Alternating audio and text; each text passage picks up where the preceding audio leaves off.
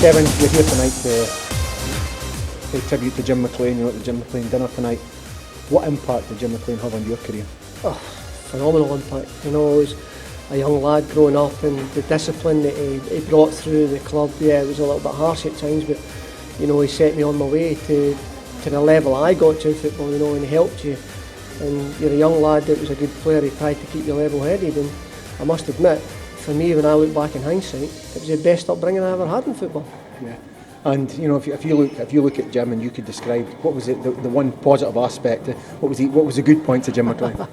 The good points, his coaching ability. He was a way ahead of everybody. I think that was just phenomenal. Learning from that at such a young age for myself, I think sprungboard a lot of our guys at that time, that era, onto better success as well. Mm-hmm. And to look back on the achievements of Jim and where he brought Dundee United, is it a fair question to simply say that Dundee United wouldn't be the club they are today without Jim McLean? How do you see that? Oh, without a shadow of a doubt. What he brought to the football club, the players, the football era, he put Dundee United on the map, on the big map, on the world map, which you could say. People wanted to play against Dundee United all over the world, so it was ideal for that side of it. I think that's why we, as a whole unit for Dundee United and past and present people, that's why we're here to honour him, because to me that's what he done for Dundee United.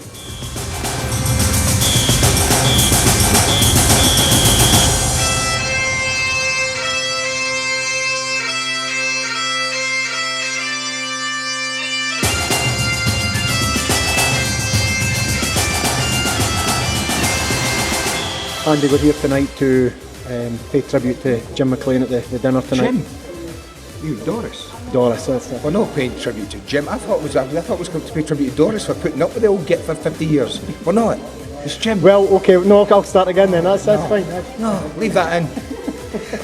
Andy, we're here to pay tribute to Doris and Jim McLean tonight. What impact did Jim have on your career as a footballer? Well, not only mine. I think there are people here, present and past in particular, who owe an enormous debt to Jim for the way he made ordinary players better. He made good players very good. He made very good players great. And I think there's plenty of here tonight who hold Jim a debt that we'll never be able to repay him, in my mind. I certainly do. I don't think that. When I look back now as a 17-year-old raw, wet behind the ears kid who turned up here at Tannadice one day, hoping to be a footballer, I never thought I'd get the kind of tuition Jim gave me, the kind of learning curve he put me on, the selfless way he used to take me out himself, just me and him in the afternoons, and train me and work on me. I always used to hate him for that. I used to think, why me? Because all the other boys used to disappear down the snooker hall, and I used to think, why is he bloody taking me back again another afternoon? But I knew now why he did it and what it was for. He in his eyes saw something, don't know what, but he saw something that he thought he could nurture and make better. And I have to say he did. And there's no doubt in my mind, whatever I was fortunate enough to achieve after that, if I hadn't had those 2 years with Jim, I don't think I'd get anywhere near that level. It's a managerial style that nowadays is almost redundant. Given the fact that football's moved on. What's your thoughts on the way Jim's managerial style and how it influenced people? Well, it wasn't everybody's cup of tea. I mean, I've seen Jim destroy players in dressing rooms, and that was the way he was. You either bought into Jim McLean's way of managing or you didn't, and a lot didn't, because I think those were the ones Jim at times felt mentally maybe weren't strong enough. But the ones who did buy into it, and there was a catalogue of them, what benefit from it. Yeah, listen, everyone thought Alex Ferguson wouldn't cross the divide and go from an old-fashioned manager to managing in the modern era, and he did, and he's done it better than anyone. And I actually think Jim could have, accepted it, but if he'd wanted to, and he just softened his image as he got us older. He's more like a pussycat now, so I think he probably could have done it, but he was managing in a time that I think suited him. I think it suited him, but freedom of contract came at a time when Jim was always thinking all his players were going to get snaffled away from him, and they did, the vast majority of them. A few of the lads stayed and were great, but a few more disappeared and left to go play south of the border and in Europe. So it was a difficult time for him then, I think, freedom of contract, but I think he handled it in the way Jim always handles it. He's spiky, he says what he feels, he doesn't hide behind anything at all. If he wants to tell you something to your face, he'll tell you to your face. He won't go behind your back and tell you something. And he'll stick up for his principles. He doesn't suffer fools gladly. And, you know, he's the kind of guy, I took to him right away. I liked him from day one. And, you know, almost, 30, trying to work out my age now, 37, 38 years later, I still think he will do. Yeah. And what one attribute of Jim McLean's would you say was his biggest asset? God, that's a tough one. And I'll tell you, it's tough because he had so many. I think his ability to transfer his knowledge from himself to the players he was coaching, I think that was a unique talent.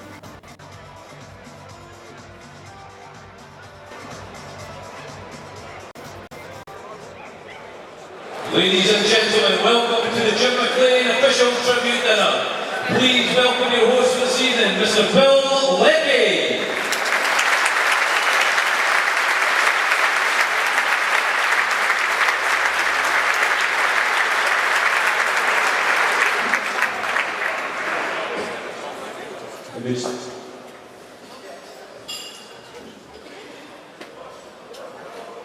Round it up. Yes! Good evening, Dundee, how are we doing?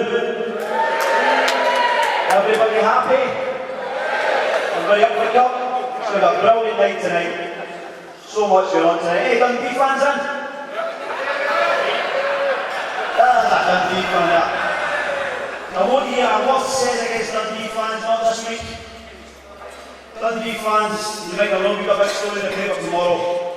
I spent the last week gathering up all the old Dundee record gets stripped they can, all the Dundee training gear and all the Dundee tracksuits and scarves they can. And they sent them off to the poor people of Libya that have been left homeless by the fighting there. And on Thursday, they got a box back, a lot of stuff, you get a note saying, thanks very much, you might not have any money, you might not have any hope, I will still have a big day.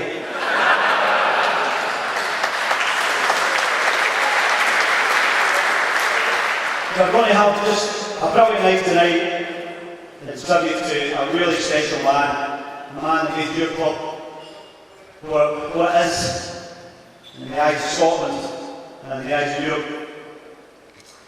We're also going to raise a lot of money tonight. We've got a great raffle. You'll see that if you have a look at your tables of envelopes, we've got a tenner in envelopes, so feel free to put more in if you fancy. And the raffle prizes are all in the programme. And also a silent auction. You can see along the left-hand side there of the hall, there's a lot of signed shirts and signed posters, fantastic stuff there. And over on this side of the hall, you'll find all the slips for the silent auction. So what you do is you get a slip, you put your name and your bid, and they'll be listed as you go along. As the night goes on, it'll be running all the way through at 11 o'clock, and you can check where your bid is in respect to whichever item you want. You see in the programme a list of auction items, and some of them have a reserve price on them already. And some of them really caught my eye. There's a brilliant one here from the cup final when you beat Ross County a couple of seasons ago. You remember David Willie took the shirt off and had the t-shirt for his gran, for you and I. He's given the Jim McLean dinner that t-shirt, which is very nice, fantastic from David Willie.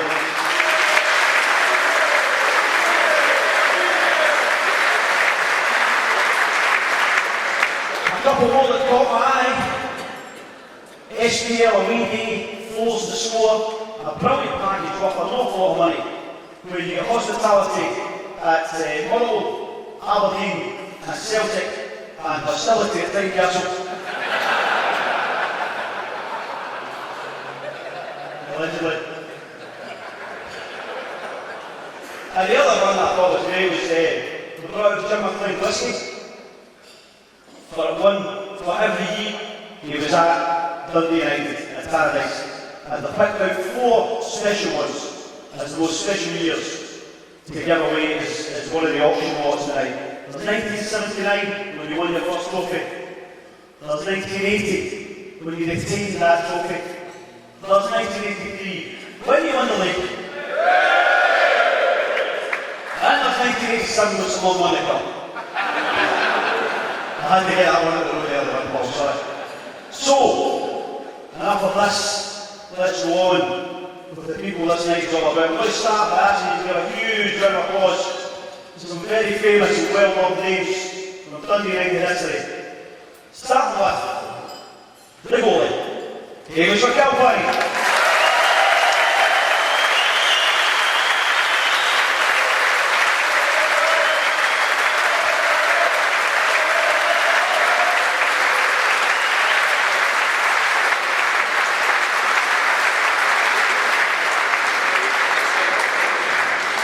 Next a man who came to score goals and ended up stopping them, turned into one of the best defenders the club ever had, and one of the best Scotland ever had. This is Paul Hegarty.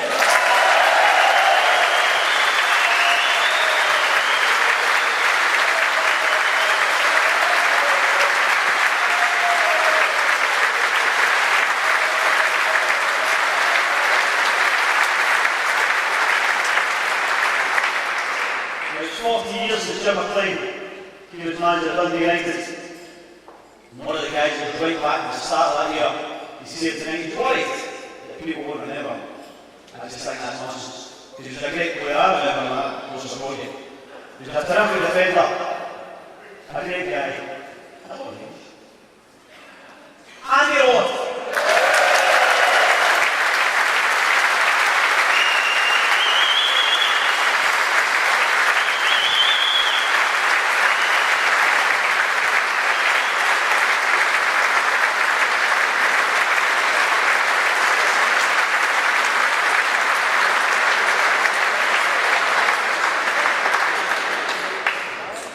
The one thing United is always famous for under Jim McLean's youth policy,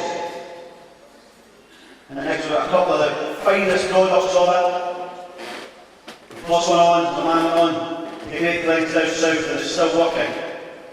And in the media, he scored one of those famous goals I've ever seen in paradise. Kevin Gallagher.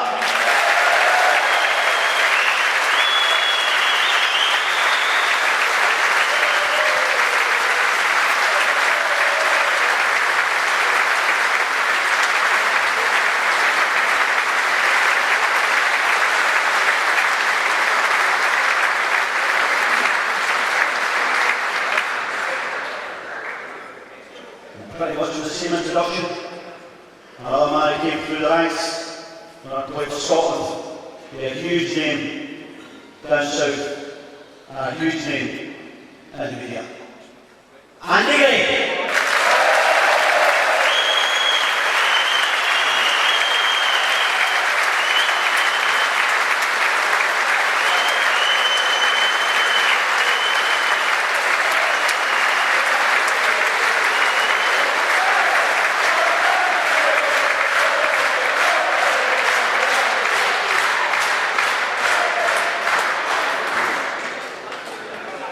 Next a man who was a player and a coach, before going on to be an assistant and a manager in his own right. Magnificent career in Scotland and England and about the national team here. Huge ovation for Mr. Walter Smith.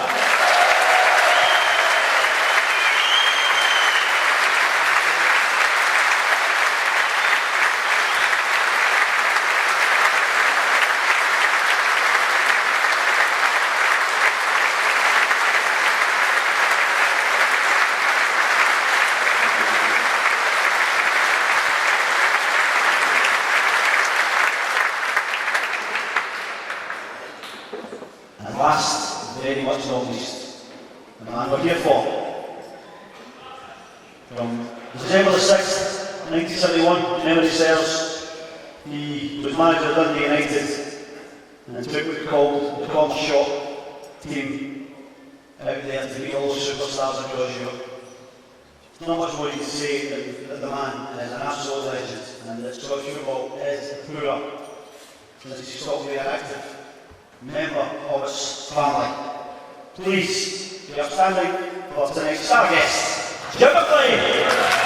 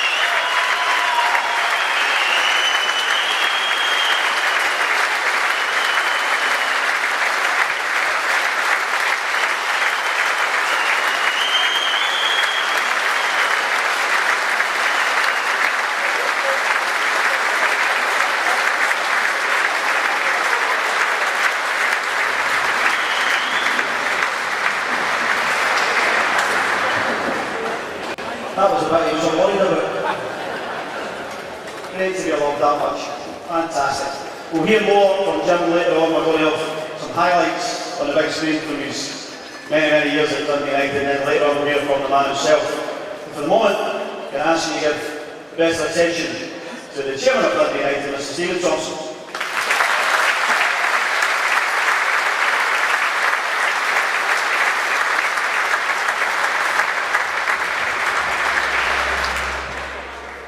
Good evening, ladies and gentlemen.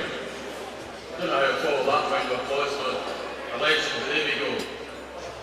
On behalf of Dundee United Football Club, I'd like to welcome you here to tonight's Jim McLean tribute dinner.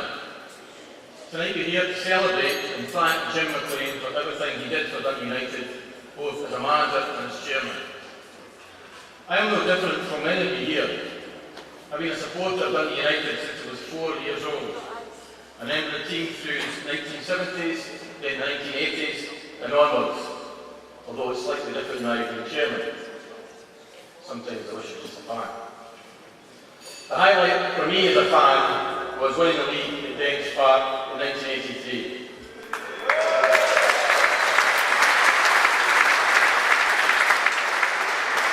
Although when you look back and think where football is now, what an achievement reaching the European Cup semi-final and was and just 3 years later the final of the FA Cup. Simply fantastic.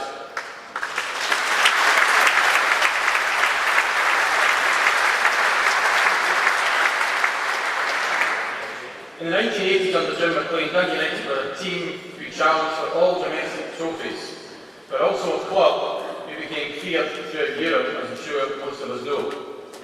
Who could forget the European nights, teams such as Barcelona, Borussia Mönchengladbach and Roma, or beating the Old Firm on a regular basis and outclassing them. I always enjoy that. Sorry, Walter. You're a bit tired now.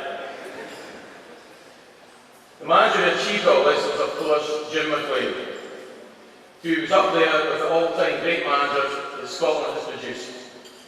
He introduced a new youth policy at the club which produced so many talented players over the years.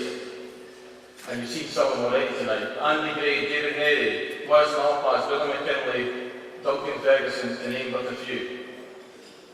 However, around 10 years ago the club lost its way in youth development, but is now firmly back on track. One manager in the last 10 years actually turned around and said, I have a 17-year-old playing right back who was in the first team, but I got the time to develop him. Quite incredible. And a great example of recent youth policy has obviously been the sale of David de Willie. Someone who's come through the youth system is now playing in the Premiership.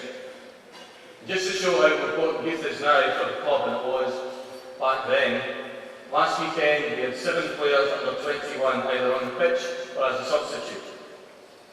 Only 18 months ago we became the first club to pioneer in Scotland the St John's Academy project. No other club in Scotland is doing what we are doing. This shows the club's commitment to develop youth. Knowing the club is committed to developing youth has led Jim McLean to ask that all profits from tonight's dinner go into youth development at Dundee United. Thank you.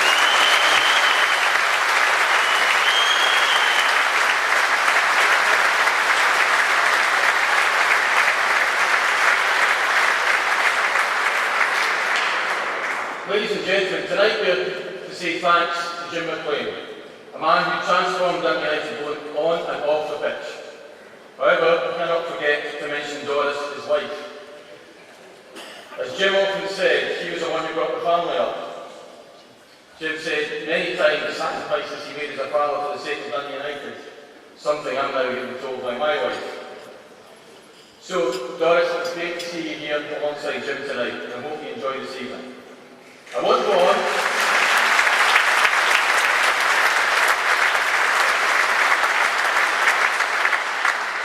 You can glad to know I won't go on because everyone's sick of hearing me these days. Just like to wish you a pleasant evening and enjoy the entertainment. Thank you.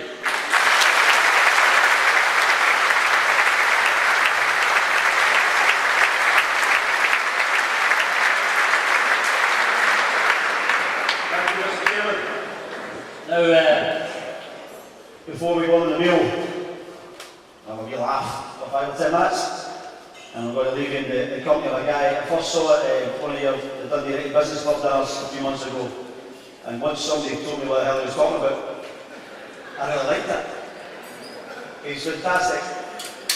He has a big hard man, so I'm not slagging here. He's Dundee's own Saquon. He's a fantastic Gary Robertson.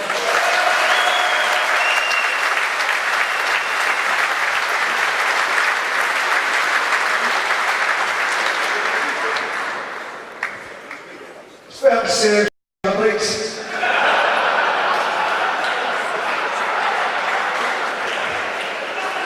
Ladies, gentlemen, Mr. Chairman, honoured guests, posh folk, full-blown out of steam folk, we are in the presence of a living God tonight, Mr. Jim McLean.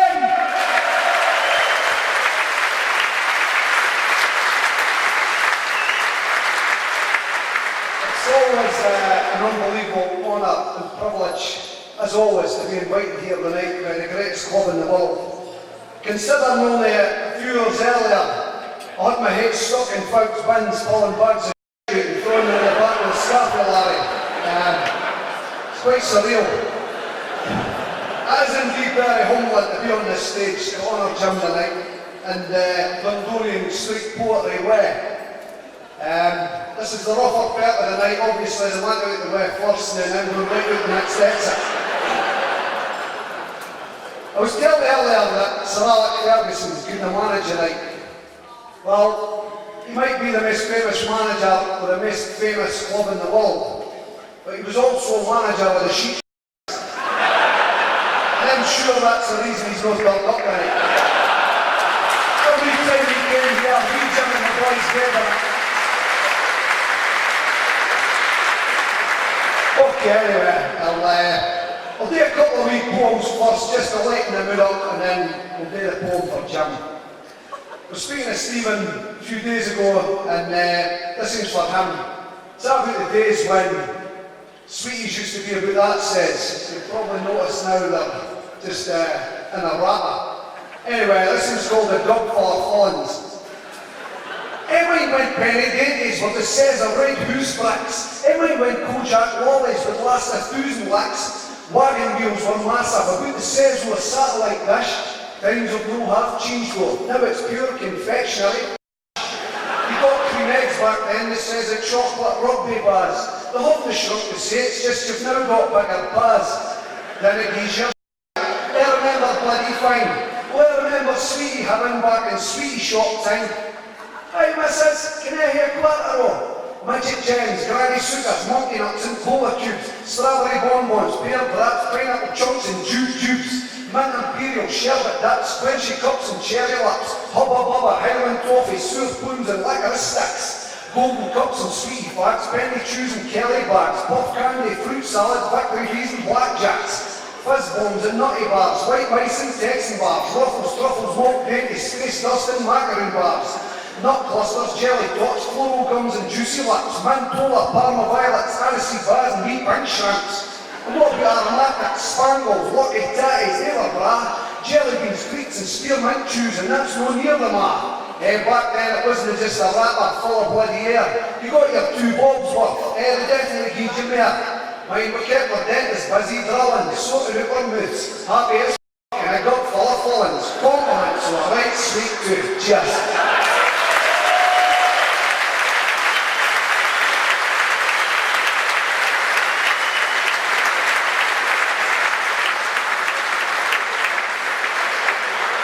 I meant to say, Doris, cover your words.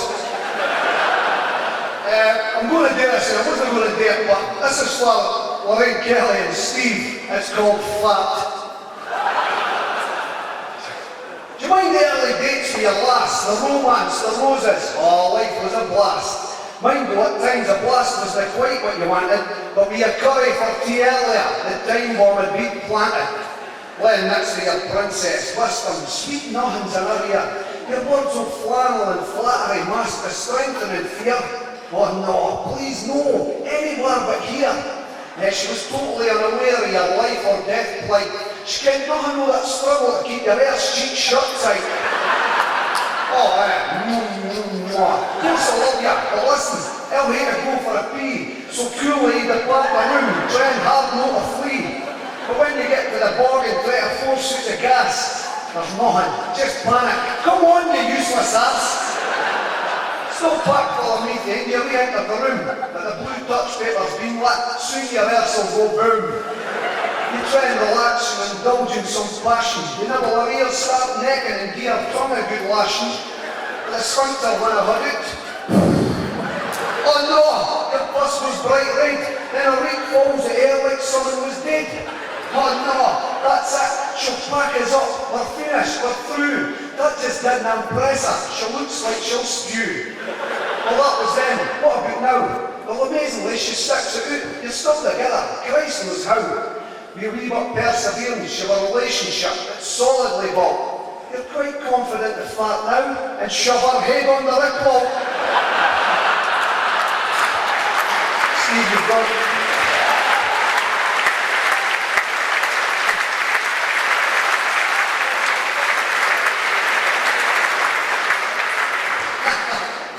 what's the rest like?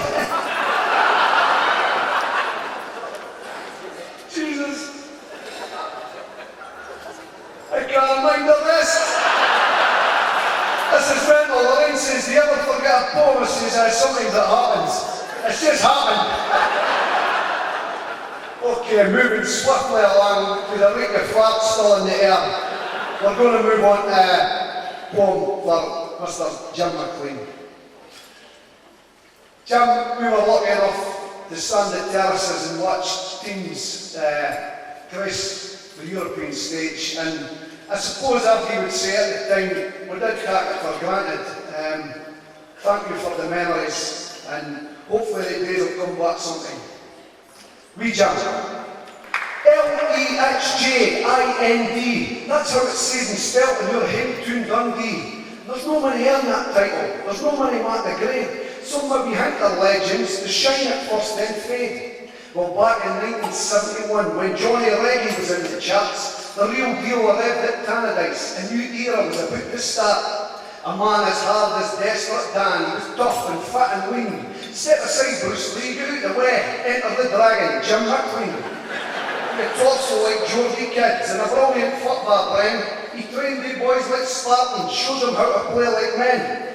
Christ, he had the man slaggering about, strolling down the ferry beach. They were kicking sand and had these buses showing the wifeys their new physiques.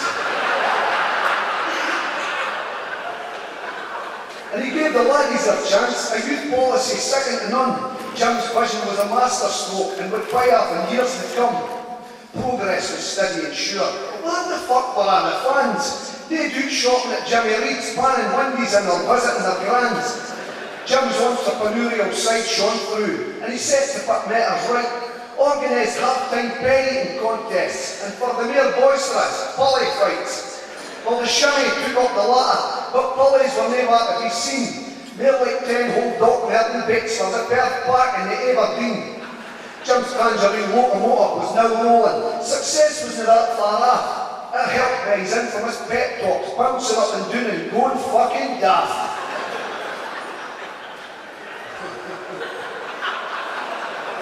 Scottish top finalists in 1974, and every year creeping up the league. Mind a wee scare in 1976. No worries though, it's Dundee for sake. And finally, League Cup success in 1979 and followed up again in 1980. What a squad! McAlpine, Dodesy, Luggy, Ollie Pettigrew, Hagen, Holty, Neri. Then the cat got the cream and Tangerine Dream, Premier League champs in 83. And a sweeter for Jim as he listened to the din. They'd won it at Dens Park, Dundee. After the Scottish Cup I remained elusive, and he merely lifted to a Euro Cups. Never mind, from Barca to Borussia. Done the mat and we all lapped it up. Now everybody kens Jim was hard as nails, but some were plain ignorant to the fact. John Barnes and a certain player's old man learned the hard way when they got their buses cracked.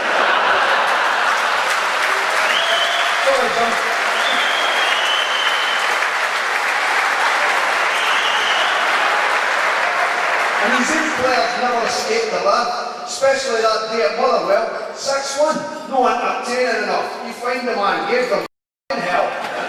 Big Dunk, Big Clark, Davy Bowman, he tamed them up, boot camp McLean. Okay, so he was a great boss, but he gave their teams the best they've ever seen. Now I started legend, so I'll finish. Jump, that's what you are. From smart provincial to any of Europe's best, you showed them why United boys could spar. You went toe-to-toe in Hill's Arena. On turf, near and far, you took the lot. You fed your teams with self-belief. Opposition, you cared not a jot. You probably could have been a Rangers hero. You probably should have managed Scotland too. But instead, you bought Fortress Danadice and gave the city their second discovery.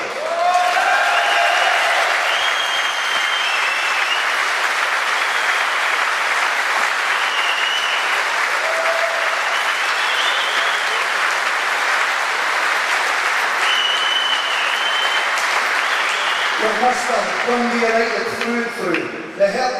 The blood in your head pumps tangerine. So here's thanks for Arabs past and present. We knight you, arise Sir Jim McLean.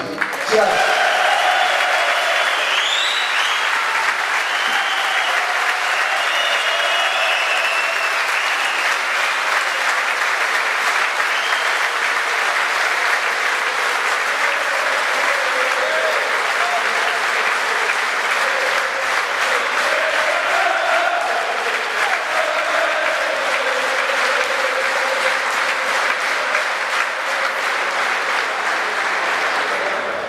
Fantastic, Gary Wilson.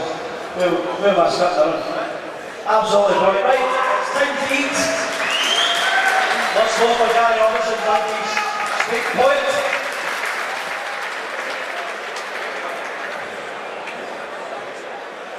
Throwing up a couple of names at you who are in the hall tonight. We saw them play up there. Very popular people. I want to say a big Dundee United welcome to the hall to John Holmes.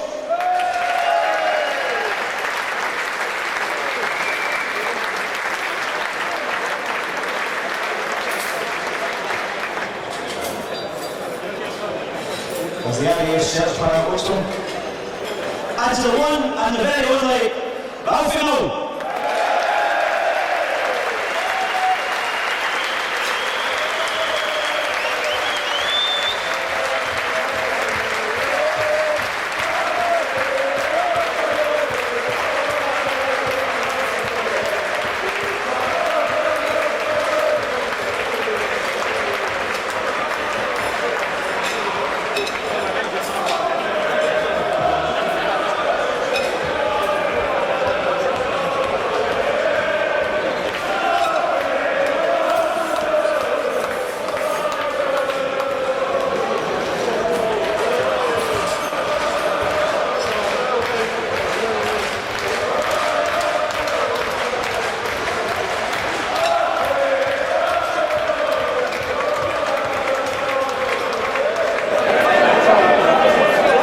Fantastic way to see all United faces here now.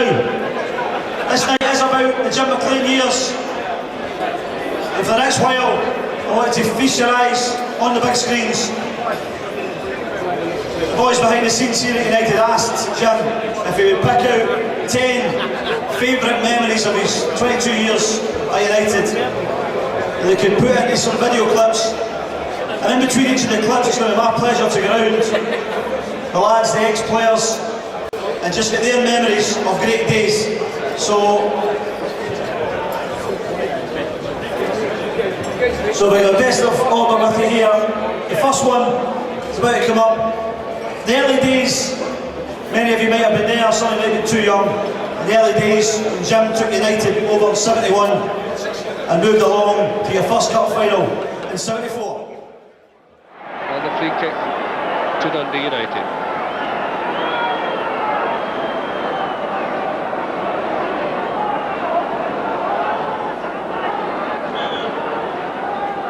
Capel sideways to Garner, is a long way out, and it's a great shot, and it's a goal! A tremendous drive. 22 minutes gone in the second half. Pat Gardner, tremendous goal. The ball cut across Durham Square. The measured right foot shot from 25 yards, and it was a scorer all the way.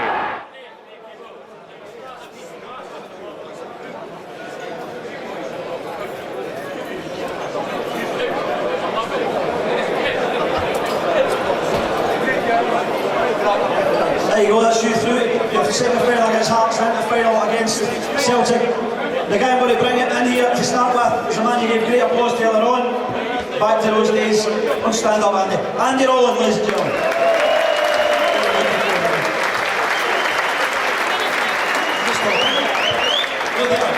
What do you do with this? It's a good start, isn't it? Speak into it. FIFA, you know what I mean? Neighbourings. That's a thing. FIFA. Tell me that you were one of the ones that was there when Jim was in at the start. And you lived up here. But you didn't want to live up here, did you? Well, I moved here, Jerry kept telling me it would leave to my benefit if I moved up. And I moved up, I think it was about a week, 2 weeks before Jim took over. I stayed in that residential area called Whitfield.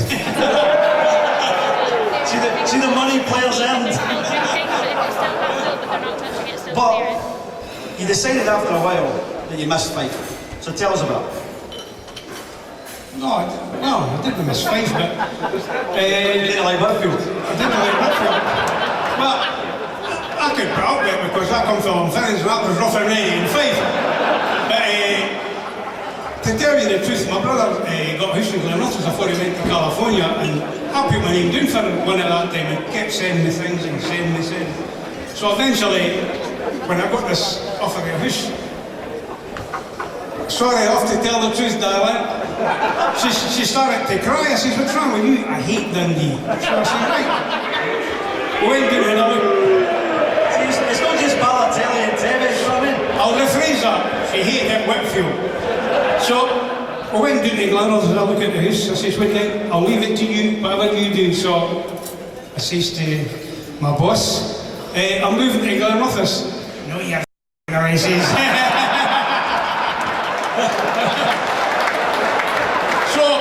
The game against Celtic on the Saturday, he said, if you don't move to Glenrothes, you'll play on Saturday. So I takes a key in my pocket. I said, I've moved.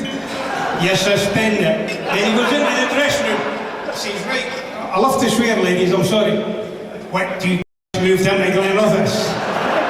So, Paul Hegarty and John Hope were the culprits. So I moved and I got suspended. And I think we played about, was it 8 or 9 games, boss? And you never won a game. You're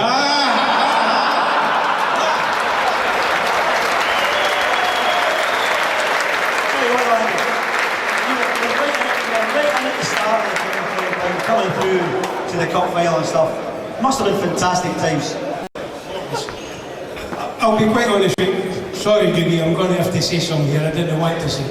When Jim came, Canada's was a holiday camp. It was a holiday camp, guys, honestly. And when he came, he was a hard taskmaster. And I was suspended for the Hearts game, and he didn't officially take over to the Monday. And they got beat at Hearts, and I arrived on the Tuesday to train, and we played a game at a junior ground. He picks me in the midfield in this practice game. So I says, I'm not a midfield player to myself, and blah, blah, blah. And I'd actually played against Dundee in a derby game. Some of you mind it, 6-4 we got beat, and I scored a couple of goals for midfield. And I was talking to some of the guys, I says, well, Jim thinks you'll make a midfield player. So after 2 or 3 weeks, I says, look, I'll never be a midfield player. He says, son, you'll never be a full back here. Ladies and gentlemen, Andy Rowland.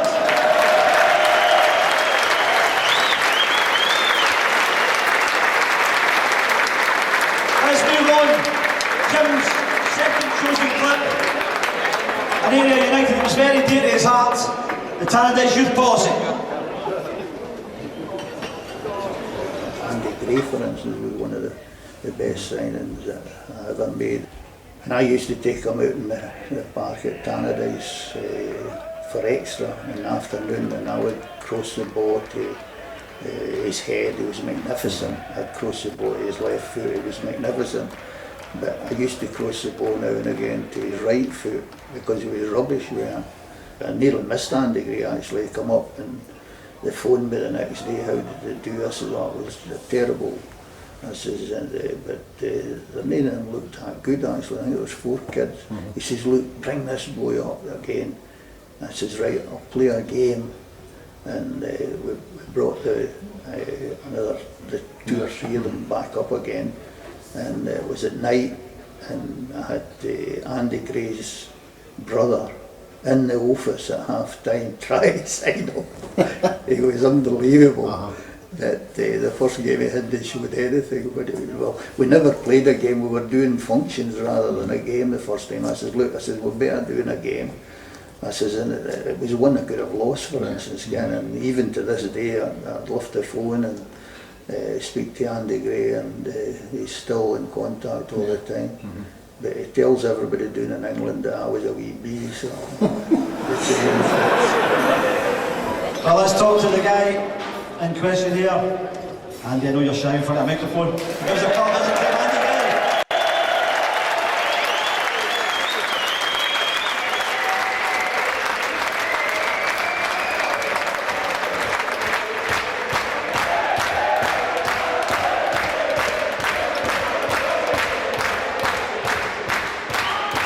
I think it was 100 years since you left, was it? It's a while. It's a while. So Jim says that You know what? I have to say, that was marvellous. For all of us around this table, it's the first time in 35 years us lot have been watching Jim McLean's mouth and we couldn't hear a word he was saying.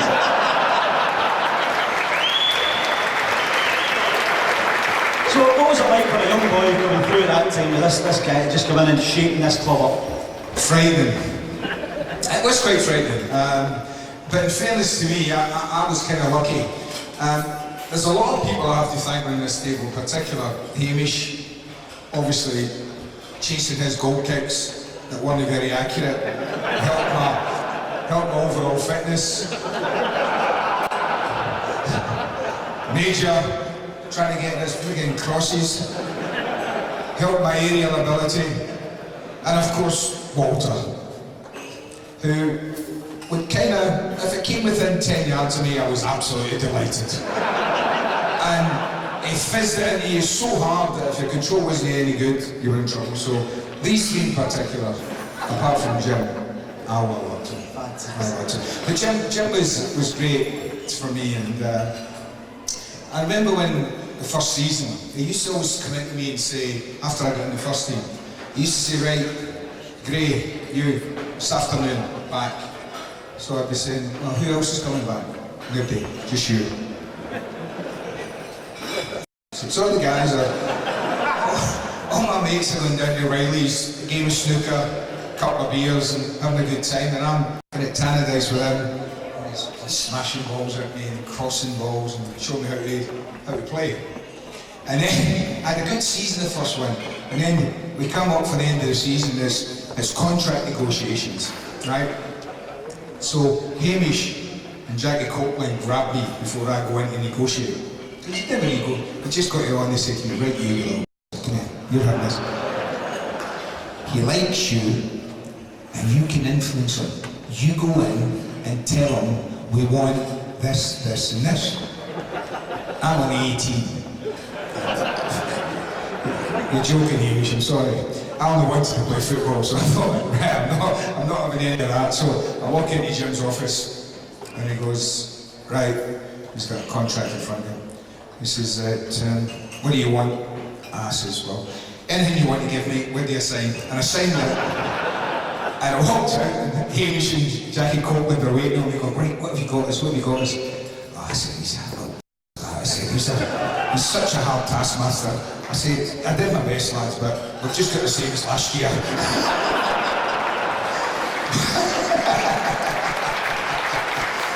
But I have to say, for the kids that were there, there's many of us, many people in the world owe a debt of gratitude to lots of people for lots of things. There's lots of people, present players and past players in particular, that owe Jim a debt that they can never repay him. So on behalf of all the ones that you took and gave a good shakes on and made better players because of what you put into us, thank you.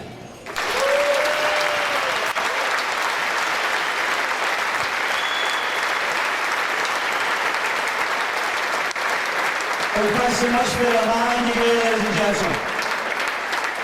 Let's move on to Jim's next clip. Self-explanatory. You took United to finals and you started winning finals, kissing silver. The Aberdeen game, to be honest, Art Ferguson was the manager and he was a very close friend of mine. But the home game, which was a replay sort of thing, was played at Pence Park and we hammered, absolutely hammered. It was much in rain as well. But we beat them 3-0. I thought we scored 2 goals in that game. But the players really realised how lucky they were and they definitely done the business. But I still haven't worked out how they play at Hampden. Well, one of the guys who was a mainstay when you were winning silverware, Paul Hegarty, ladies and gentlemen, let's give it up for Paul.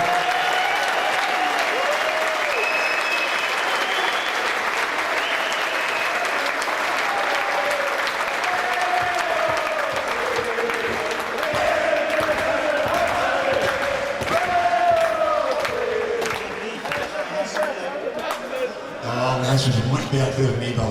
Much better. No modesty up here tonight. Listen, in those days, winning the cup finals since 1980, the League Cup finals, must have been really special times for young guys coming through and getting that opportunity. Special times. It's stretched my paid forevermore. I arrived at Dundee on the 12th of November 1974, and if somebody had said to me I'd be there for 16 years and play many games, it would be a straight jacket job. Because my expectations coming to Dundee United at the time was trying to follow the footsteps of Andy Gray, which was impossible. And to do what I did in the game, obviously Jim and Walter were magnificent, and obviously Gordon Wallace, Kenny Cameron, people like that who were behind the scenes, they were absolutely magnificent. And we got a great education, Bill, not just being footballers, but obviously having to behave ourselves on and off the park. Andy was saying he ended up at full-back because Jim didn't think he was good enough to play in the middle of the park. You came in as a centre-forward. At what point did you decide, no, you're a centre-back? Oh, things just developed because I wasn't good enough up top. I was about a yard slow and obviously couldn't score goals, and that's what I was meant to be. And then the manager... That was fantastic. And then the manager decided to play in the midfield, and like Andy, wasn't good enough, wasn't quick feet, wasn't good enough brain-wise in regards to having to pass balls So rapidly. if you had to make it a centre-half, you'd have taken off for the goal and then probably... No, I'd been at the game then. And then we actually played against Everton. We actually got knocked out against St Mirren in the third round proper. And the manager decided to rearrange the game. And I played down at Everton against the current England internationalist, which was Bob Latchford. And I never looked back, and obviously the manager saw something that I didn't see, and as I say, I was really lucky to play for a wonderful club and to play alongside the wonderful players and play with a manager that was, it was a hard taskmaster, there was no doubt about it, but if you gave everything, you were rewarded. There's a lot of guys, a lot of managers out there that people would say, oh, he's a right hard man. But what did Jim have that made him not just hard, but to actually get the message across and make play? Because everybody here says he made me a better player. What's the secret of that? He was driven, and see if the players weren't driven, you fell by the wayside. So you had to do what he was asking you to do, but obviously we were strong characters as well, because, as I say, if you didn't do it, you just didn't play. And the given thing in football now is that, you want to play well, and your attitude's got to be right. Attitude was the norm. If the attitude wasn't right, you just wouldn't play. And Andy Rollins says, if you didn't do it at all, you weren't playing on the Saturday. And what were these, the two cup finals, the 79 and 80, the first silverware for the club? What was the atmosphere like when about the club at that time? There's special times, and I think it's like everything else, to win the first trophy was the most important thing, because then you could kick on from there, and that's what we did. And you know, you win the League Cup the following year, we get to the final the next year, but obviously miss out, and then win the league in 82-83. So there were special times, and then after that, the European scene came on, and it got better and better. You must have wished you could have played at Dens Park every week. Well, Did you get a trophy? we had a great track record at Dens Park. And the last question, I think what everyone wants to know about you, you helped Andy Rowland flip. What was your punishment? He gets suspended for 10 weeks for going to Glenrothes. I think Holly and I got fined 50 quid. 3 weeks wages at the time, was it? 4. 4 weeks. Paul Egger, ladies and gentlemen.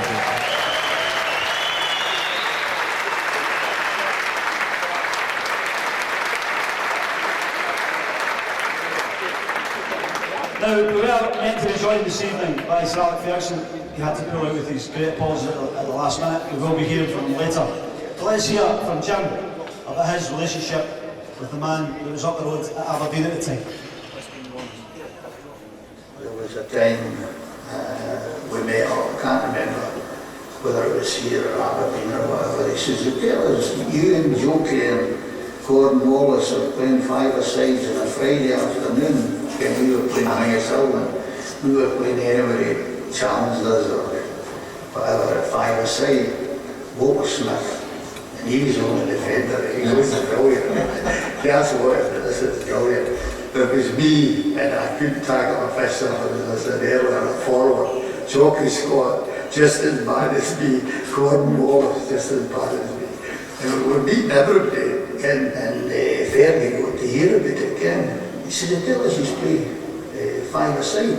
He says, "We're coming down to play it." Eventually we arranged it, and it comes down. And we actually annihilated them. He says, "Oh no, no." He says, "It's a home game." And I says, "Okay, right, we'll come up." And so we arranged to go up, and we went up. We had a bloody second team goalkeeper and his goals, and we still beat him. So I actually phoned somebody I knew at the SFA, and I got to send SFA headed paper asking Alec Ferguson to report for playing an illegal play. Well, let's go and talk to the only defender in that five-a-side team, Mr. Walter Smith, ladies and gentlemen.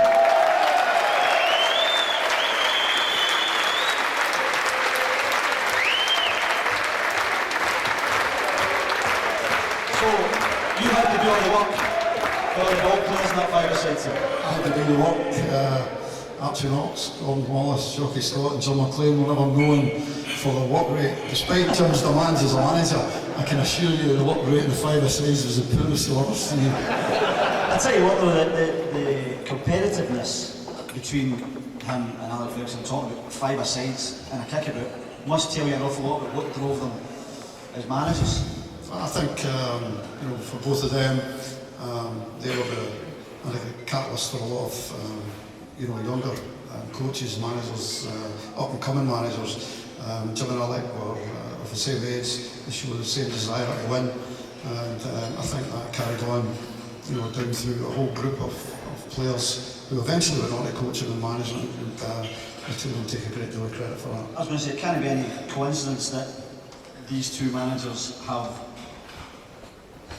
created a new generation of managers between them. I mean, there really can't be many other older managers that have produced so many managers out of their own first team ranks. No, I don't think so. I think that was one of the things that right away, Jim, when he became manager at Dundee United, being there, the difference was remarkable. It was a far more modern approach to everything, which, for people like myself that were maybe a bit interested in football, was something that we were able to pick up on. Alec Ferguson did the same thing, and that carried on down through their careers. And in these five-a-side games, did they ever let you go up, have a wee shot at goal, or were you just... Well, my goal scoring record... No. Jim says no. My goal scoring record for United wasn't great. I think I scored 2 goals, I think, at the five-a-sides. That was why I was placed firmly at the back. and I was kept there. The rest of them play like that tippy-tappy Barcelona type football. I just kicked whoever came down the pitch. So what makes sense for it. Listen, ladies and gentlemen, we're going to speak to Walter again later on. For now, Walter Smith.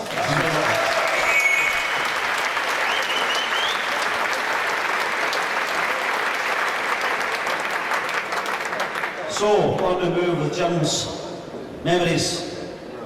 Den's delight again. I think you're going to like this. Here we go.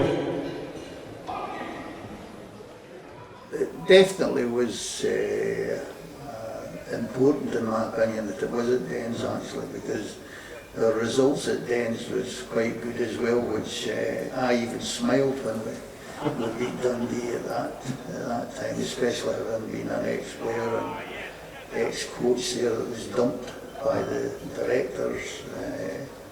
And as I said, that was really lucky that Dundee United job came up, because I would have went back to building houses if it hadn't have been that, and I would never ever have got into football. I'd been started as back at the joiner again. Well, there's the man I want to talk to here. Hamish McCall, I've been looking forward to this all night. Hamish McCall, talking about Jim McLean.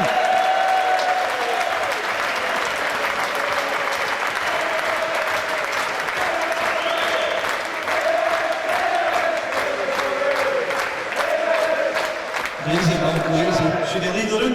Oh, I've just told him to golf. Not for the first time from over here, you know. I heard that a few times as well. Right, you had fantastic times, but tell us first about one of these. Peggy was talking about the special days. That one against Dundee in the final, when you didn't catch the ball and the boy who does it in, the referee doesn't give the goal. Come on. It was a certain film. A certain film. Well, that's that one put to rest. Still got the bruises to prove it. Well, Beaky did take the whole thing, fair enough. But the relationship you had with Jim was volatile, complicated, mental. Tell us. It has everything. What created this between you and him? Were you just different kinds of personalities? No, we're the same personalities, but I've got more fun and joviality about him. He's just a miserable old cat. You discovered this quite early on in the relationship, aye? Very early doors, aye. I think, well, the big problem was that I was one of the senior players. I think Dougie Smith was just slightly older than me, and Jim was just slightly older than that, you know. And we started off, he come as a coach, and we were calling him Jim, and then he got the manager's job, and I went, we still call you Jim, you'll need to call me boss. Well, that f***ed me right up.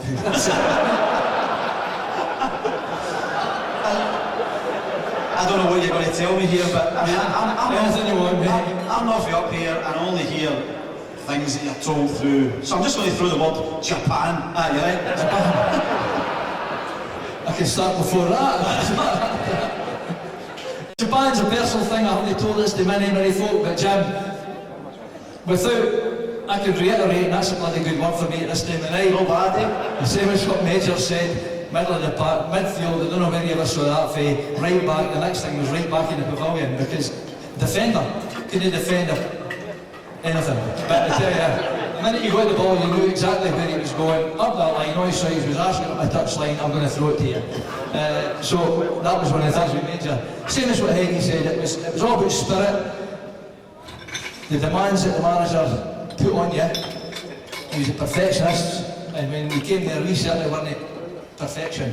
We were rough and ready, and it was just a bit of a laugh, it was a job. He come there, he turned a bunch of nutters, or whatever you like to call it, into a football team. He gathered a lot of bloody good players together. He probably lost a lot of good players, probably because his management style and he couldn't hack it. And the ones that wanted to stay there and could see where he was wanting to go, stuck it out, and that's how we're such a bloody good team. Was it the fact that there might have been some volatile characters maybe worked? Yeah, well, because he channeled it the right way for you. I think his reactions to games, or what he was looking for was he'd come in and say, "You're hopeless, I don't know why I ever picked you," and he was wanting to, and it's true, and he'll admit it, his reaction was he was wanting you to say, "I'll show you, you little," you know. But that's what it you would want to show that as well. Well, that's what it was. He was wanting you to have that reaction. "I'll show you that I'm not any freaking good." And you would go to the park in the second half, and whoever it was, Some of the boys would get a bit down, and the older boys would say, right, come on, he's only winding you up, but you better get your ass into gear and get playing again, like, you know. And that's what worked. We all cheered each other up, and that was the reaction he was looking for. Excuse me, if he'd been a player that put his arm around you and goes and come into the games and said, by the way, you boys were brilliant. I think I heard him say it maybe once, twice throughout the whole time I was there for 20 years. You probably thought he was I right. might be exaggerating that, Jim. I'll take that back. What was the recording? Maybe heard them saying that you're not going back this time once. So what is your favourite, what you can tell us here, what's your favourite you and Jim bouncing off each other moment? Bouncing off each other? I could have bounced him anywhere you wanted to. He could have done the same to me. By the way, half the money that's raised tonight's coming back to me because he took a hell of a lot of money off of me in fines.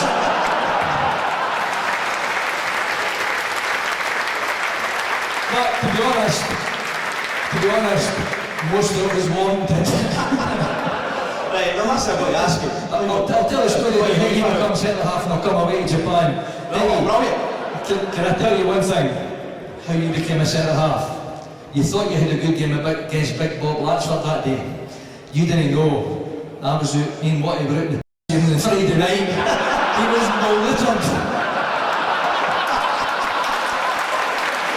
You thought you were brilliant, didn't you? Right, Japan. Here we go. This is one of the big, this is probably the one that hurt me most.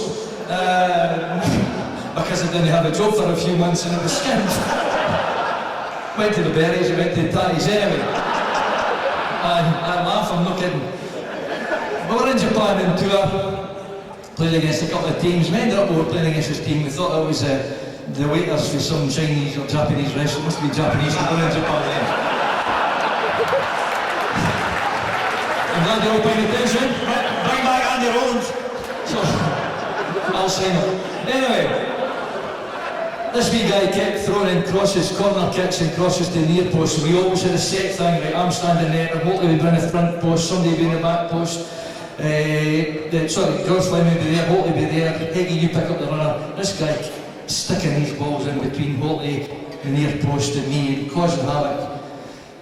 Nightmare. So we ended up a wee argument at half time. You'll do this and you'll do that. Saying no, Holtley's you got to come back and then attack the ball out. So we get to sort it out. I think we got beat. Anyway, it doesn't matter. Out for a few days at night, won the training pitch the next morning, boiling hot. Had a wee kickabout, Jim gathers together, middle of the park. Right boys, last night's game was a f***ing shambles. Aye, it was, wasn't it? And I'm glad you agreed with me about the goal, the corner kicks, and I went, I never agreed with you. I says, I disagreed with you. And well, I'm telling you, I'm in the dugout. What I say goes, if that's black's white, it's black, and all this arguments went on for you. I said, look, I'm in the middle of all these boys here trying to defend. I know where I should be standing. If he's a yard back and attacking out there, fine. No, you're wrong. And I just lost the plot. Must have been the Saki or the Raki or whatever it was. I just lost the plot. If you remember Freddie Starr, somebody's a ball and somebody's money. I says, all you need is your Hitler hat and a pair of wellies.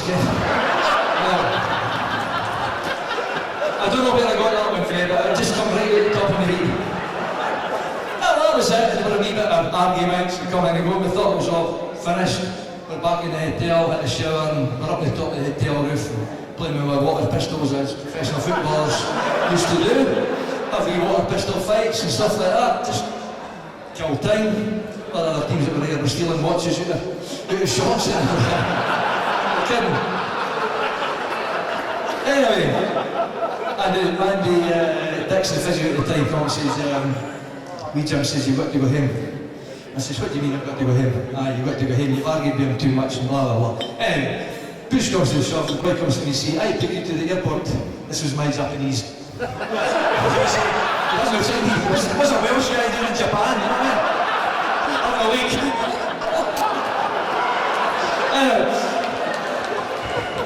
He says, why you go home? I says, had an argument with Mr. McLean. I don't like that either, he says. So, the good thing about it was, the wee boy gave me a full strip. a full new tracksuit and a pair of Asics size 8.5 brand spanking new. I had to sell them because I didn't have any work when I come in. Fantastic. Ladies and gentlemen, the one and only, here's McAlpine. Absolutely brilliant.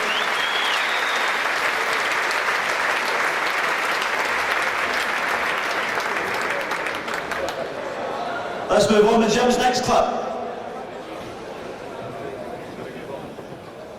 Well, to be completely honest, Walter was never good enough as a player. But that's not true. Walter was honestly a fantastic reader of the game. He was not the quickest, he was not the biggest, but he was a brilliant defender because of his reading of the game. Walter was always asking questions, and I used to give him pelters because I had to answer in front of everybody else, sort of thing. But it showed how interested he was in the tactical side of the game. And Walter actually was more on the reserve team at the time when I went there. He actually started his coaching career by looking after the reserves. He tells everybody the story about he's selling them for something like £5,000 and buying them back for £2,500. And he keeps telling us every time I meet him again, there's another 100 games on the games, but he says we got undefeated for so many games. But to be honest, we didn't go on a run, but it was nothing like the number of games that he says that he keeps giving the stick for selling them and then buying them back at a profit. Well, I wasn't going to go back across to Walter, but I need, after that goal celebration, I need to go back and see Walter again there. Because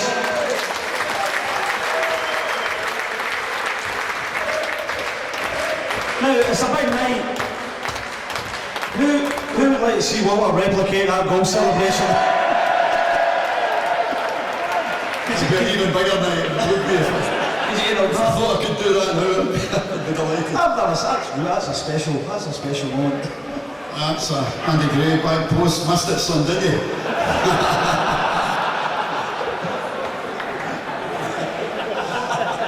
There's plainly a special relationship built up from when you were a player and being a coach. What drew to you sort of close together? I think I was always interested in the football side, as I said.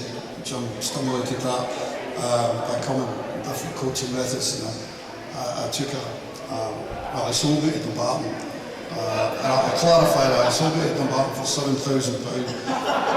Bought me back for £3.5. But when he sold me, and he doesn't tell anybody, when he sold me, Andy mentioned earlier on there, he was quick enough to get rid of us, Andy. But he ended up fighting relegation the same season. Do you know what I mean? So, a wee bit of that. But, you know, I was always interested in the coaching side, and I think, you know, Jim knew that. So I had a pelvic injury, which I was out for about 6 months. And I used to take the under 15 schoolboys at one of the local schools for them at night. And when I got injured, I never had a coach, Andy Dixon and Jim, which was a remarkable thing. He took the training on his own for 7 years, which was really remarkable.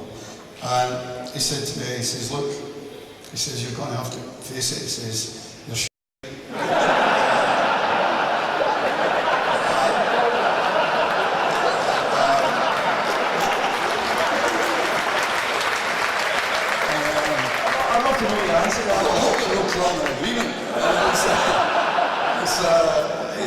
So he says to me, you're not using football, but he says, I think you were going to make me a good coach, so would you come and help me over a period of time that you're injured?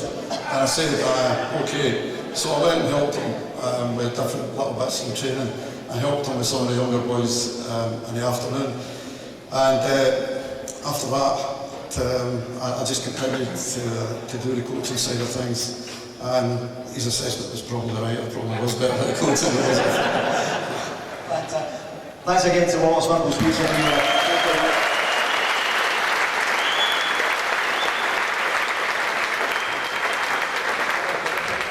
So, coming up towards, you know what's coming here, Kevin. It's a self-explanatory title, roll the video.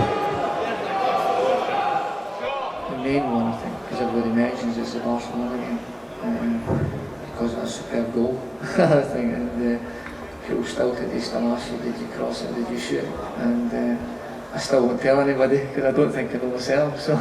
Ferguson coming back quickly to pick up the ball in defence. He got the free kick for handball, and this is Polster. And that's played away by Moratalia. Gallagher was hoping to get free on the right. But the United fans encouraged as the throw is quickly taken towards Sturrock. There's Gallagher. A perfect start for Dundee United. Ian Ferguson leads the celebrations. But the man who got the goal was young Kevin Gallagher. Look at this on the volley. Riding it beyond Zubizarreta into the far corner, and it's a dream start for United. For years, we've known it's an important discussion when it comes to Dundee for that goal against Barcelona. Said that statement, I want to put that something. Cross or shot. Not telling me. He definitely, with all the players in the club and myself, told me he shot for the corner flag. It was near enough for the flag. But I still accept the goal, but I don't accept what he said. I said, if ever you try and shoot for that again, I'll shoot you. Close it. Kevin Conrad, he's Kevin Gallagher, ladies and gentlemen.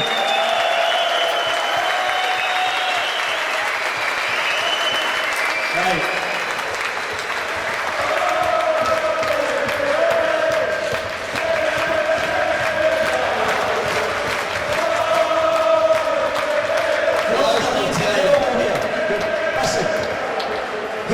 Tonight has broken 120 years of silence about Japan. So you've got to answer the question. Shot or cross?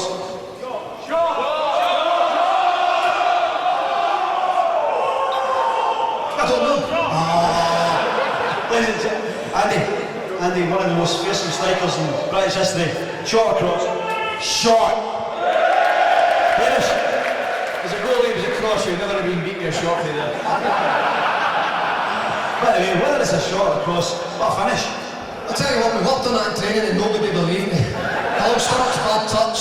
I just hit the ball, goes in the net. Works dead simple. That's brilliant, isn't it? Try that every week. Well, we did in training, it never came off. It must be. Is it frustrating to be the that's the most famous goal possibly of your career? Is it frustrating that the only thing people ask is, did you mean it? It is. I was just over in Brazil there in the summer doing the Copa America and they didn't know me from Adam. It's unbelievable. You don't know me, you don't know who I am. And I said, oh, you don't, who are you? 53 caps for Scotland, Dundee United, Coventry, Blackburn Rovers, won the league. No. Gave them the whole spiel. Not a clue who I was. I thought, right, this is it. I'm going to Google YouTube. Banged on YouTube, what comes up? Barcelona goal. There's a wee man, I'm a bit up. I went from there to there, 30 seconds of video.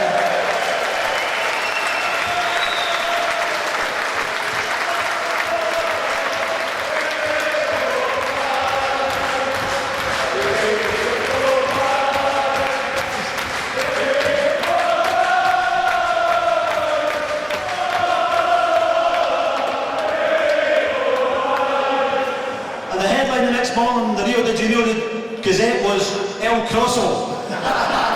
Did he mean it? Oh.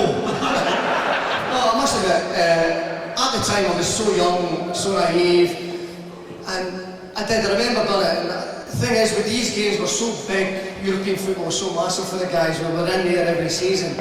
For a young guy, I was really excited to score that goal. I was just so nervous. So the first thing that happens, the media jump on you after the game, don't they? Really spoke to me because they didn't want to, so they come on. Kevin, did you mean it? Yes, I meant it. That was it. So I've gone away, so the next day is Kevin Gallagher's shot, meant it.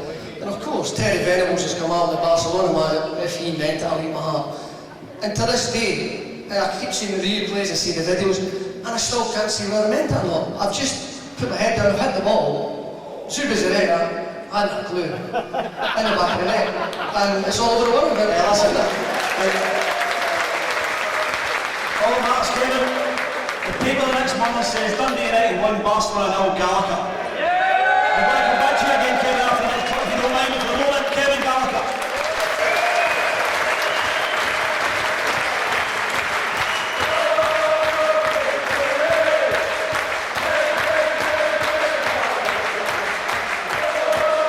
So what about that run? United galloped their way through Europe under Jim McLean, culminating in getting to the 1987 UEFA Cup final. Fantastic it was. It was fantastic, and also I was desperate to get the supporters named in the stand thing, sort of thing.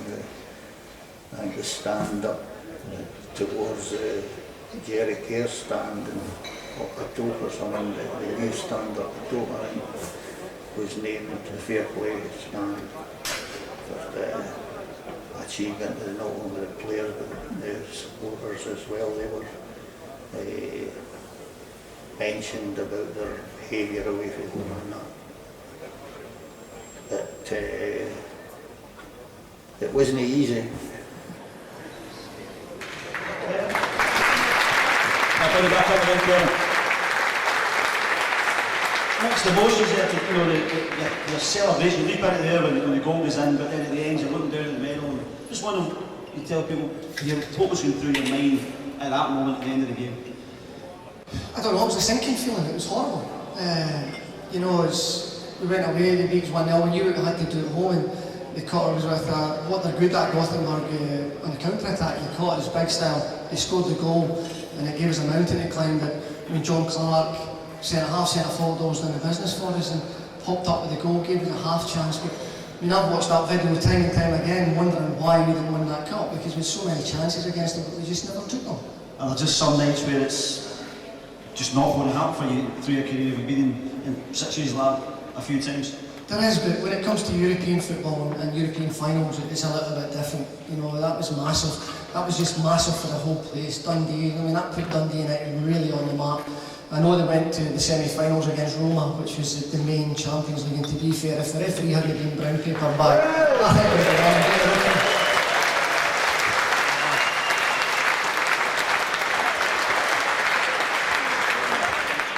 Of all I've got the Barcelona goal that we've seen in the final. Is there if you take away the Barcelona goal, is there another memory of the European runs you had that will always stick with you? I was always on the bench. That's my memory. I was not off the bench. There's a wee man, get him one fast. Up you go, get us a goal. That run was brilliant. Borussia Mönchengladbach, the manager put me on with 2 minutes to go. I missed the sitter, created a goal. So, it was a manager's decisions at times. The boys have said it, they don't always agree with the manager. He never agreed with us, so he always won, so we never argued with him. But the overall memory, seeing a Scottish team playing in a European final on their own ground was something amazing. Is there something that you wish if you got to a European final, it would have been played in some big neutral venue, something like that? That would be nice, obviously, but to be playing at Tannadice, I think the boys were wanting to get swapped to Dundee because we would have won there definitely. 3-0, start that easy. Great days of Kevin, thanks for sharing the image. Kevin Gallagher.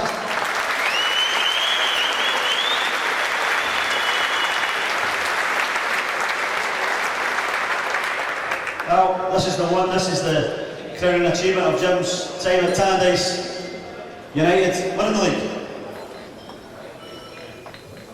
The most difficult one to win, beyond any shadow of doubt, because I've said this repeatedly since we won it, that was the most important one, because that really tells you how much you've paid back to the people that matter, and that's the people that put their hands in their pockets. I never even thought of winning the league or something like that, because mine was a wee bit more realistic achievements rather than in the league. Is without doubt the league is unbelievable to win, because that is what your supporters deserve. That is Neddy playing in midfield today with Richard Gough in centre defence. Milne wriggles clear, Might just get the chip, and he does. He's scored. Oh, what a great goal. There's Sturrogan, near he goes down, penalty kick. So, here he goes. Bannon against Kelly. He saved it. That's it though. The second. If it is possible, I have my eyes on the referee, it's gone. That's it, the finish. United have done it for the first time in their history. The Scottish Premier Division champions, and there is a man who walked out of Dens Park 12.5 years ago, out of Dens Park, where he was coached down the road, and totally transformed the face of football in this city. There they are, they're coming back. The police are allowing them to come out with Jim McLean to greet the supporters, and I must say, I don't think I've seen scenes like this in Dundee before. A jam-packed crowd, thousands outside, and there's a man. Is he going to smile? Come on, Jim, give us a smile. He's done it.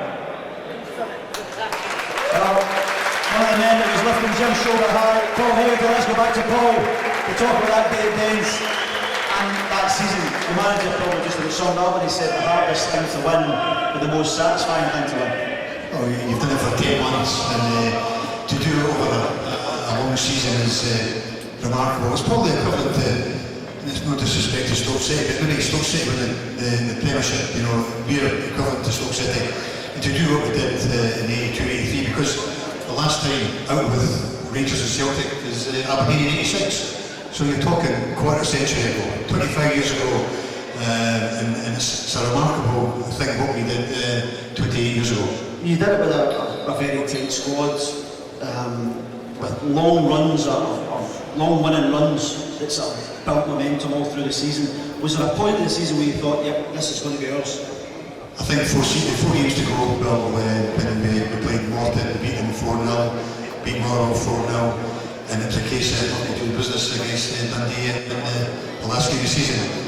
The pressure was enormous, you know, there's no doubt about it, because it was a situation we had to win, because could you imagine losing the league in the last game of the season against our oldest rival? So, as I say, the pressure was enormous. And to do what we did, and I agree with what he was saying earlier on, we were a close-knit bunch of players, and the players were remarkable, and obviously Jim McLean and Walter Smith and Gordon Wallace, Kenny Carter, I've got to take a lot of plaudits for that, because it's a remarkable achievement what we did.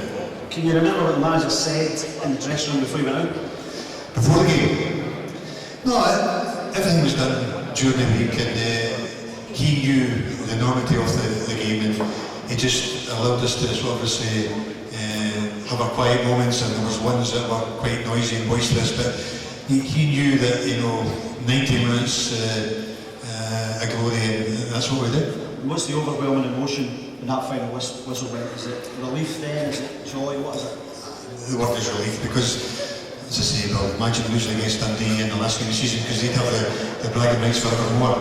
We managed to do it, and that was the main and final hurdle. Absolutely fantastic. Graham Ellis United win the league. Paul Hager.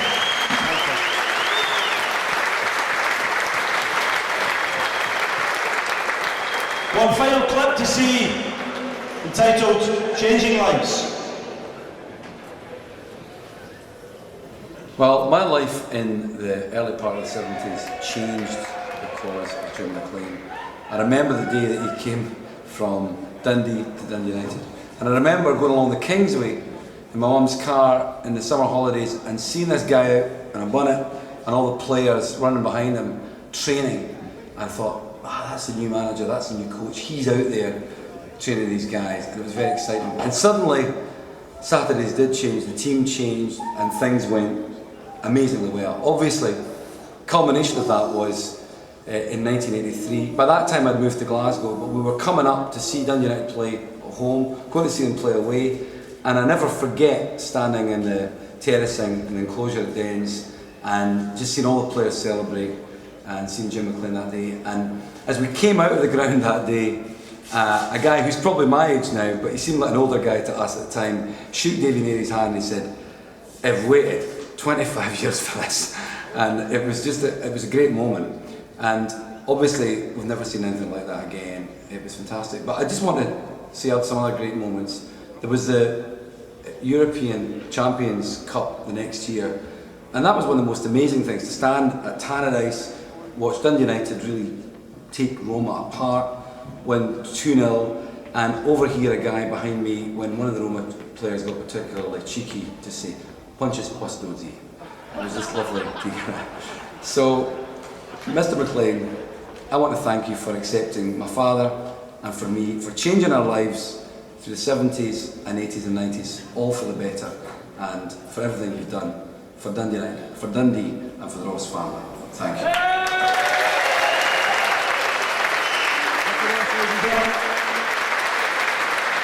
Well, we called that last clip "Changing Lives." And I think what we're going to do in the last few minutes of this session of the evening is just go around the boys that are here. I'm just going to ask them the question. We'll start with Andy Gray.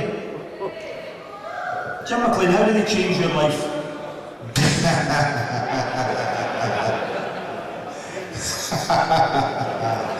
Ah dear. How did he change my life? He took someone who had a dream and he made it happen. That's it.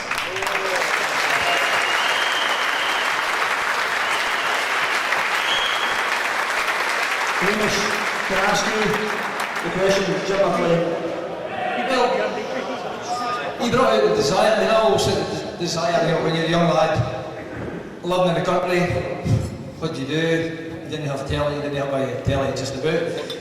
You kicked the cans about, you had, you know, play with tennis balls. All you wanted to do was play football, in between going to the berries and the tatties, as I said earlier on. But it made me live a dream. Become a professional footballer. And I would say a very successful footballer, along with a lot of the guys here. And there's no doubt about it. Again, thanks to Kenny, Lily, what other guys. It was a team, it was a great team effort, but you had a lot of strong characters in these days. And I think that's what it was. We didn't know anything else. It was a bloody good job to get into.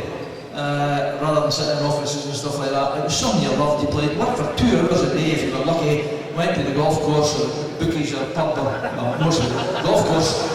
But it really was, it was absolute. Hold on. Any chance of telling us how you changed your life? Say, we don't want a life story.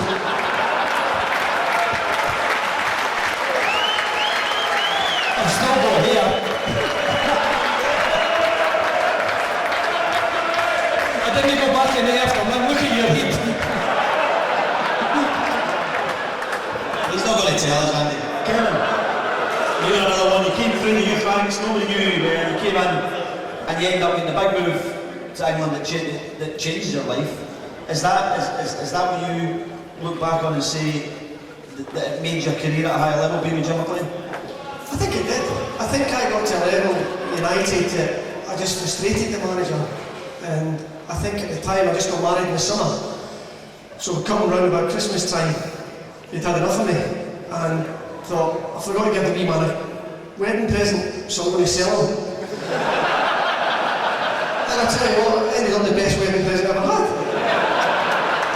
You're only going to take that back to the show, are you? I can't tell me I'm saying that. No, but I must admit, no, it's in high esteem because, I mean, growing up through Jim, Waller, Gordon Wallace, Kenny, growing up with these guys was fantastic. I mean, memories and all the boys around the table be talking about them. Times when going in, wrapping up the kit, forgetting it was Paul Hegarty's place, I was putting in Hamish McAlpine's place. No, you're not allowed to do that, you've got to put it in the right place. So you bypass the players and you've got to deal with Walter. And not a lot of people know this. When you didn't put anything on the place, make sure you meet Walter in the boot room. The boot room is so tight, he can't punch you hard. I was lucky because I was quick, so I just tired them out in the gym, so I just ran about all day. But that was amazing. If you didn't get the kicks right, nothing in the right place, the boots, if the players missed it, I'm sure Walter never missed it, and I'll tell you what, it's part of growing up, and I must admit, these guys, God, I'm over on the battery. For these guys, for me growing up as a young lad, it's just been phenomenal, and I was very, very fortunate. I had a lot of experienced players on the side, and I took heed from that. I took heed from a lot of players, Paul Hegarty, of a big money move to England, to the land of the Sassenach, where nobody understood me, and still don't. You know, I've come back with an English accent now, I believe. But no, it's been fantastic, and my best memories of Jim is just giving me that chance to play in the first team, and it's just been fantastic. Fantastic, Kevin Garfield. Hey, the same question to the last two guys, the Hegarty to Andy. What is the one thing you say Jim McLean changed my life? I'll be very brief. He made an ordinary player an internationalist. And I thank you. I'm just saying before we go on, Andy. That's a fantastic and modest thing to say. Certainly not an ordinary player, ladies and gentlemen, not an ordinary player. But what a fine internationalist, what a great man for Dundee United. Andy Rowland, not good enough at midfield, not really good enough at full-back. Did he change your life? Was it the 10-week suspension that changed your life? Or what? 10 games. 10 game suspension. I would say he put about another 5 or 6 years on my career. But no playing yet?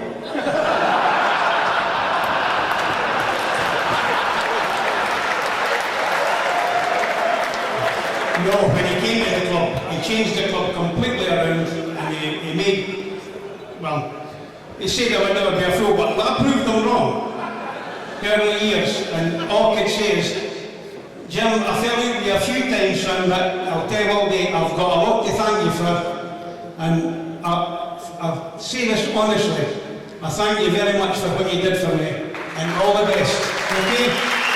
Ladies and gentlemen, fantastic. Andy Rowland, Paul Hegarty, Kevin Gallagher, Andy Gray, Bruce McAlpin, Walter Smith. Fascinating stuff looking back at Jim's great memories. Now, as I said earlier on, we were due to have sitting these tails tonight, Sir Alex Ferguson, Jim's old five-a-side buddy. But he's away in club business and can't make it. However, delighted to say that Sir Alex has sent us a message, especially for this evening tonight. My message is for Jim, first of all. Jim, I'm terribly sorry I can't be with you tonight, but something turned up just yesterday and I have to be somewhere else, to have to go abroad with the club. It's one of these horrible sort of movements in the game that, well, you know what football's like, I'm sure you understand that. But it was one of the nights I was really looking forward to. I think that I can graduate Dundee United and honouring you this way. It's without doubt well deserved for your work at Dundee United. That club would not be what it is today, but for Jim McLean. And of course you've got a lot of great players and good coaches, but you're the driving force. In my time at Aberdeen, I must say that I've had great experiences of challenging and competition with other managers. You gave me some hell of a times, I must say that. Sleepless nights, many. For the very first time we met up at Lars at the coaching school. We were roommates then, and I think you tried to steal my shampoo actually. But that was a long time ago. Look at your hair now. But anyway, you've been a fantastic coach. At times driven, and I think Dundee United Football Club needed that type of management. But there's no question that Aberdeen and Dundee United were the two foremost clubs in Scotland for a good period of 6-7 years. Fantastic time for you and your club. Wonderful memories. I just can't thank you enough for the friendship we've had over all these years. Even though it was competitive, the number of times you used to take the mickey out of me in the programme pieces, and we would do likewise when you came to Pittodrie, or my April Fool joke, which has gone down the annals of history. These are the great moments we can look back and say with a smile and say it was a great period. Look, have a great night, Jim. You thoroughly deserve it. You've been a fantastic ambassador for Dundee, the city, and its football club. God bless you.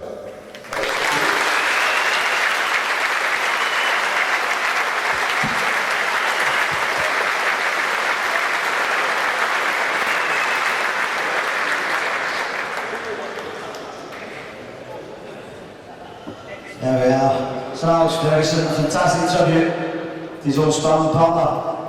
Now we've heard a couple of times already from Walter Smith tonight. If he doesn't mind, I'd like to invite him to join me at the podium here, and we'll have another couple of words with Walter about the Jim McLean Eagles.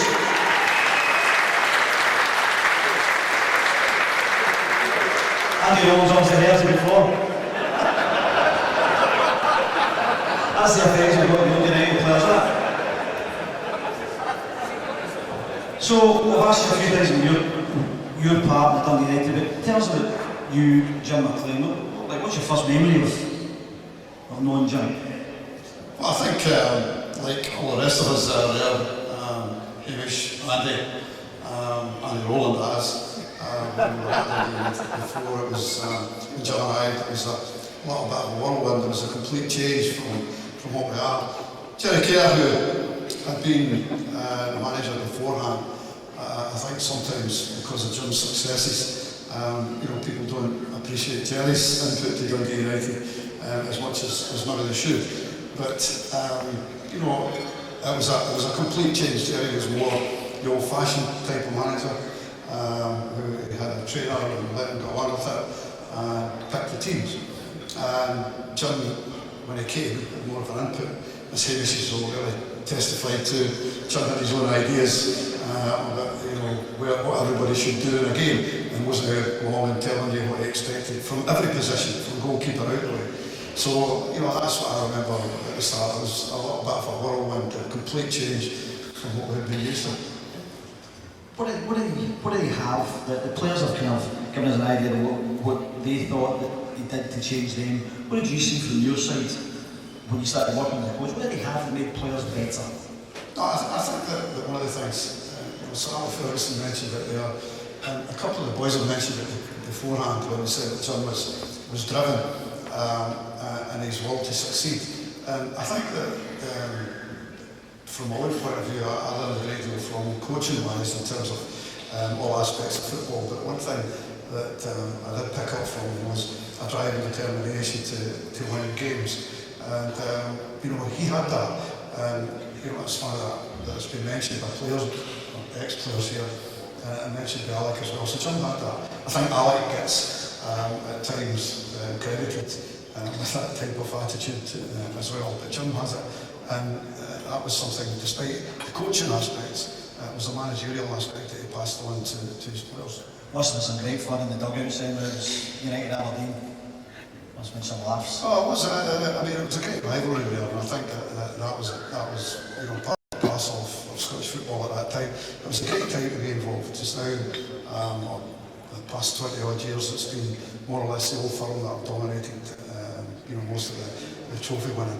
But at that time, they were getting interrupted by the success that Dundee United and Aberdeen had, and they didn't like that. So it intensified the rivalry between United and Aberdeen, and we still had some good laughs. You've won a lot of trophies, a lot of league championships in particular over your career. How does that one and United? Well, United's one was one that was fantastic. I think that when I look at it, I'd say one of my biggest disappointments that I had in my career was in Rome when United lost to Rome in the semi-final of the European Cup. Wouldn't have been there if they hadn't won a league championship. It was a fantastic achievement. We went to Celtic Park. Paul Hegarty mentioned that the 4 games to go, they had an opportunity to win, but United won at Celtic Park 3-2 and we were down to 10 minutes of golf getting sent off. And they won the next 3 games 4-0 and set up the final game. So, for everybody here, the pressure that was on everyone, and especially Jim must have felt it. I think if I've had the experience at Rangers, and if you lose a championship, it's a bit of a blow, but you always feel as though you've got an opportunity to get there again. With United, you were going there and saying to yourself, this might be the only opportunity that we're going to get to win. And there was a tremendous pressure on everybody in that game. I must admit, we had a great group of players, and they handled that situation. Jim himself handled that situation extremely well. All the rest of the boys tonight have all talked about the ups and downs with Jim. He must have had 1 or 2. No, honestly, I didn't. He got rid of me. You mentioned that once or twice. I remember I took an interest in, I had an interest, he tells the story himself, and I started picking up coaching manuals and reading FA magazines and getting different books, and I bought a book with Sir Alf Ramsey. He was having a meeting one day in the dressing room, and being a player, and he said something, and he said, "Is anybody getting anything to say?" And usually we didn't, but I'd read this bit in a book and I thought, I'm not going to say this to him. So I came out with it. I said, "Where the f*** did you get it up?" He says, "I'm going to feel for Aldi." I know the people reaction and go, "Sir Alf says would be burning the face."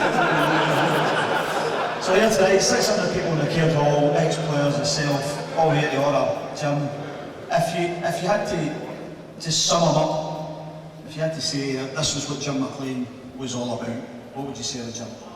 I would say to you quite simply that Jim McLean was a winner, and he brought a winning mentality to Dundee United, and I think that's something that the state of the club, and there might not be a tangible success to show that, but there's a winning attitude and a winning expectation from everyone out there, and Jim McLean brought that to Dundee United. And there's a man who played a huge part in that success, Walter Smith, ladies and gentlemen.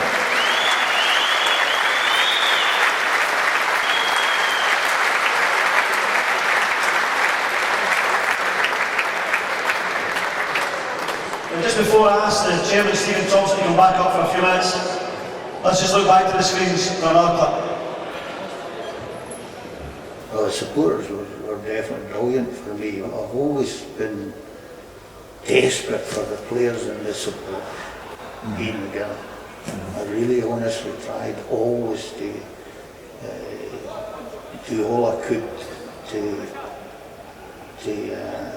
always emphasise how important it was to satisfy the supporters first and foremost. And every result,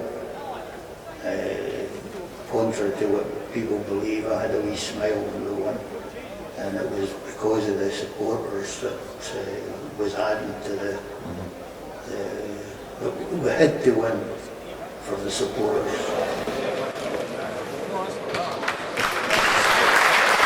Can I invite you to the stage for some very special news for you in a few seconds? To give me that, can I invite the chairman of Dundee United, Stephen Thompson, back to the podium, please?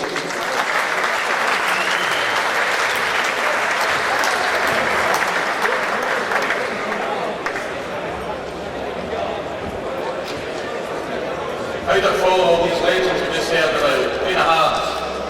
Anyway, as Jim McLean was saying there, he always cared about the fans and was always very close to the fans, and the fans were always very close to him for all the success, etc. he brought. However, one particular award made Jim McLean very, very proud.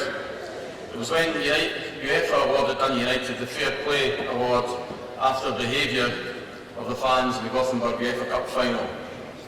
Here at Tannis in 1987, not here, but obviously in Dundee. I remember the night very well. In fact, I was in tears, I think, after that game, after losing 2 cup finals in 4 days, but there we go.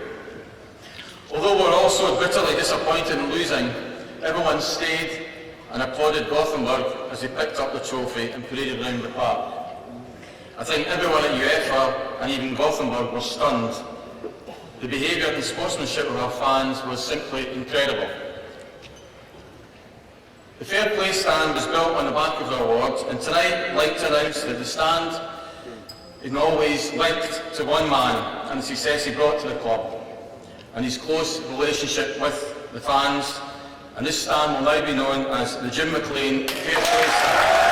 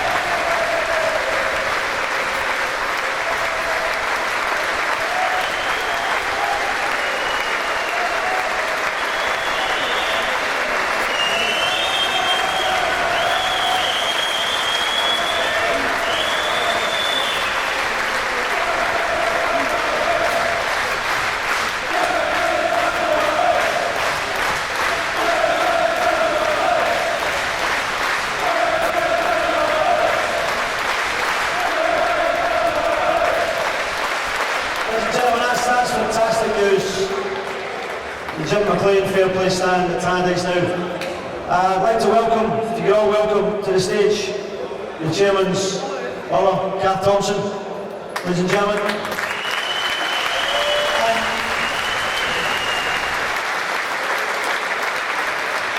Can I possibly ask Mr. and Mrs. McLean, Jim and Dawes, to come and join us here for a second, please?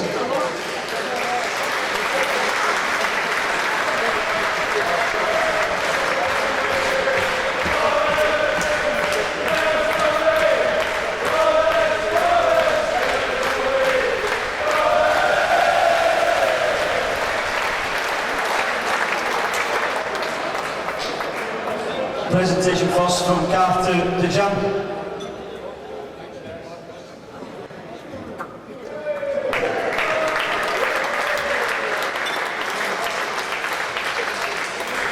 And to the power behind the throne, Doris McLean, a special presentation.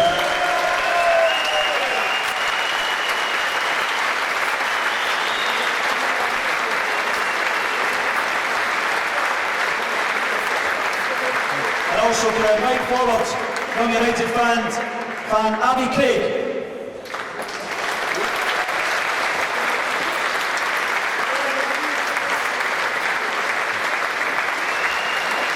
Thank you very much.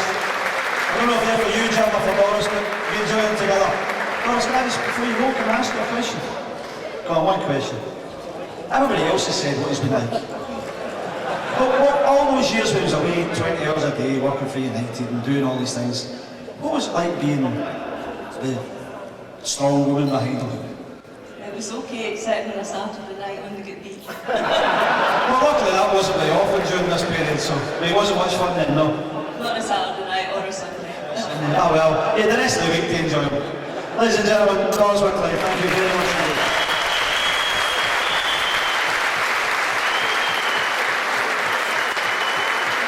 Okay, you've been fantastic. The entertainment's been fantastic so far.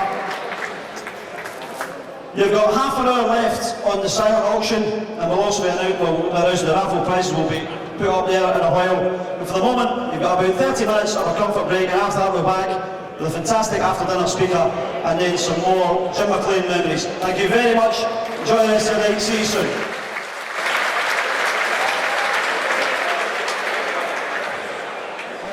We're coming towards the stage of the night that he's probably not looking forward to, but I think everybody else is. We will be hearing very soon from the man himself, Jim McLean. Before we ask Jim to come forward and say a few words, we've got a couple of videos about his time at the club and a tribute from supporters to Jim.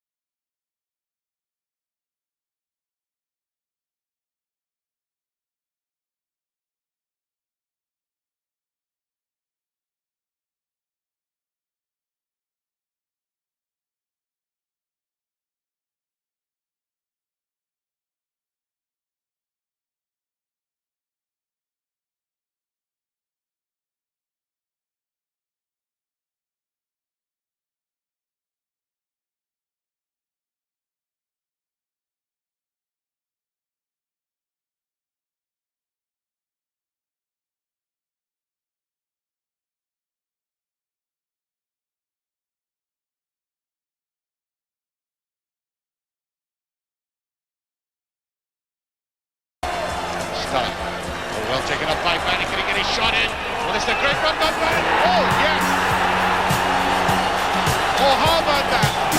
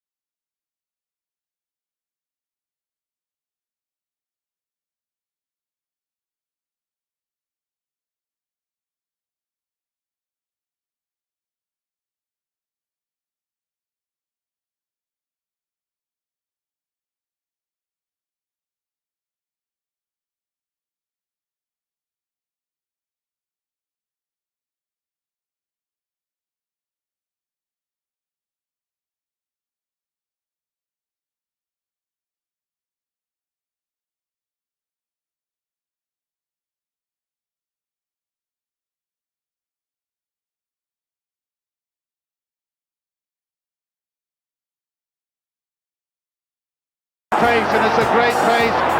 Was a great move. It's a penalty kick. Late tackle. critical.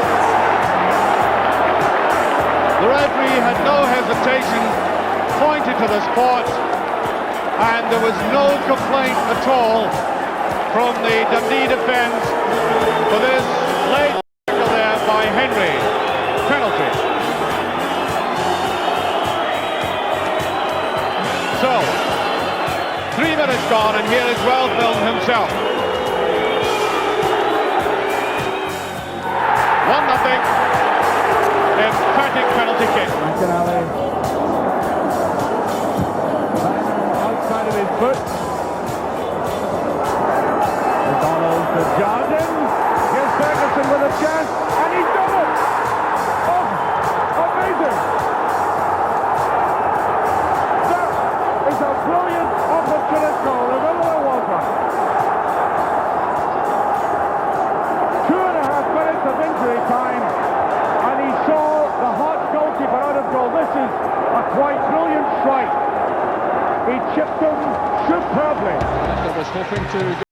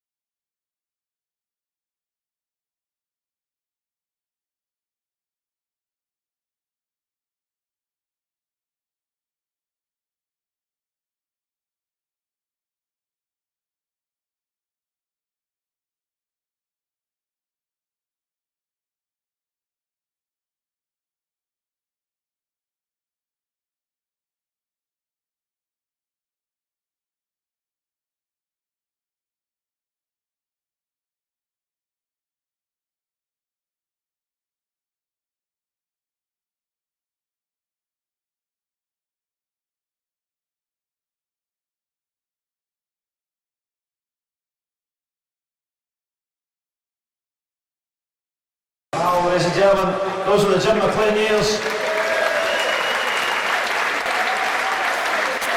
And now, before we hear from what the man thinks about his time at United, let's have a look at what the fans think of Jim McLean's time at Dundee United. Jim McLean installed an ethos into the club that allowed us to compete, not just at home, but also in Europe. Just look at our results against Barcelona, a record that no other club can match. One of my first recollections of Jim McLean was that of him doing the first 3-minute mile, chasing after Willie Miller in a cup semi-final at Dens Park.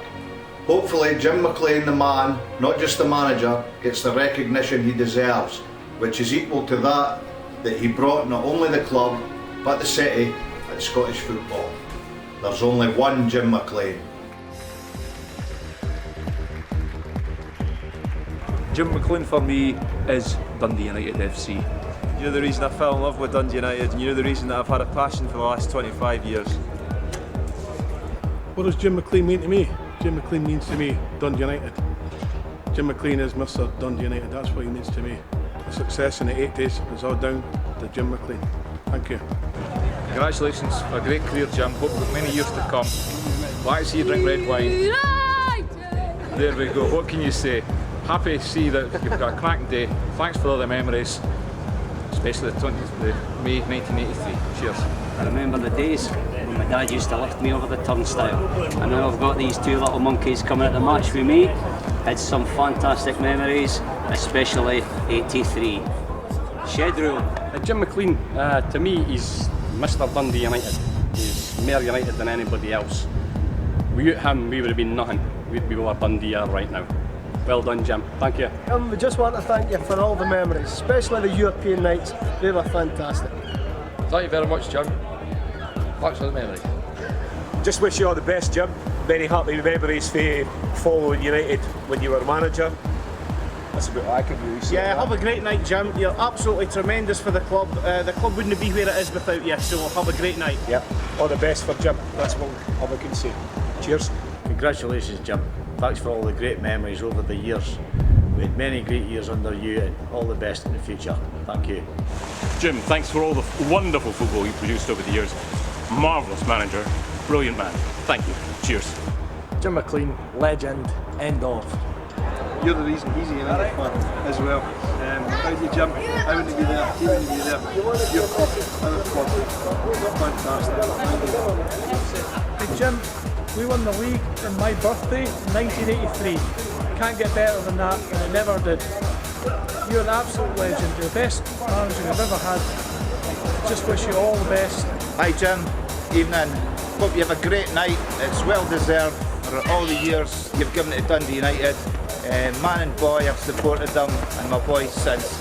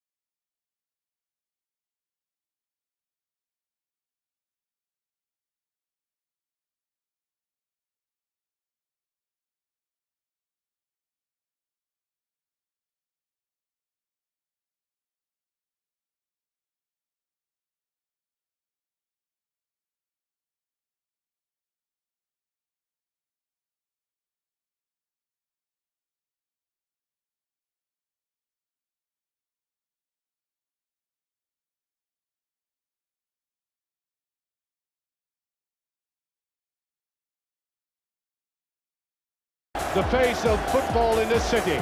There they are, the last thrower as the team come back out, and as they come back out, we can, I think, there they are, they're coming back. The police are allowing them to come out with Jim McLean to greet the supporters, and I must say, I don't think I've seen scenes like this in Dundee before, a jam-packed crowd.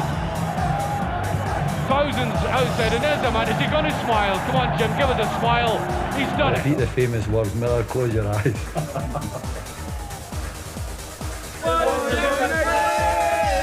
There's only one Jim McLean. One Jim McLean. There's only one Jim McLean.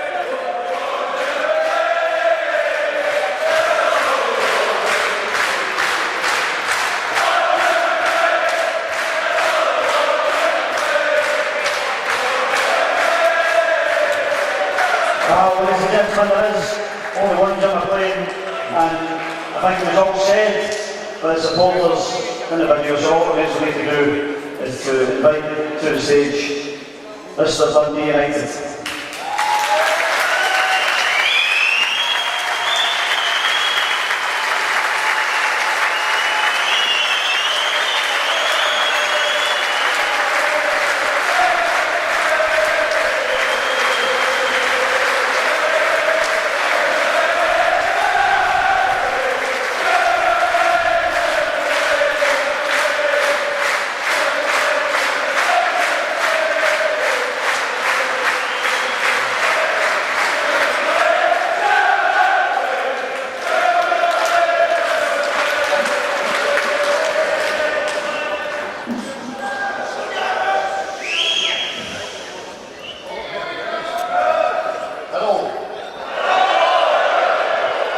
Well, my memory's not so good, but I don't know why you're all speaking so highly of Jim McLean.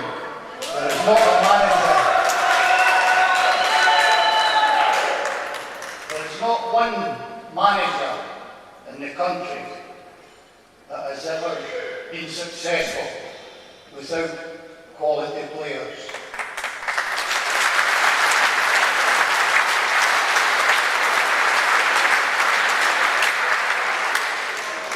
But anyway, I'm going to bum myself up anyway.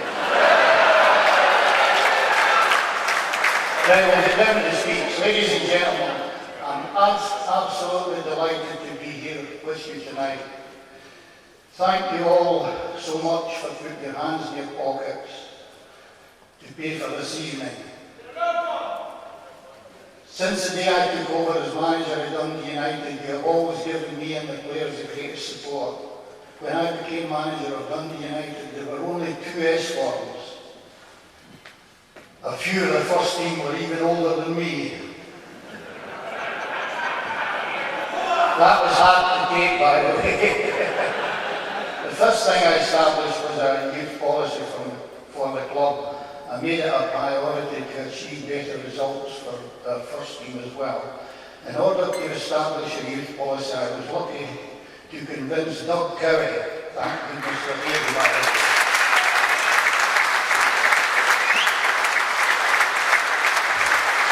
Very small, we couldn't be here tonight.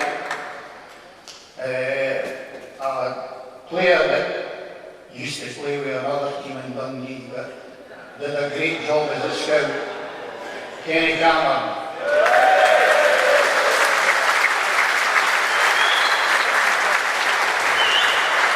Jock Speed was the Fifer scout, and also Graham Livison was the Glasgow scout.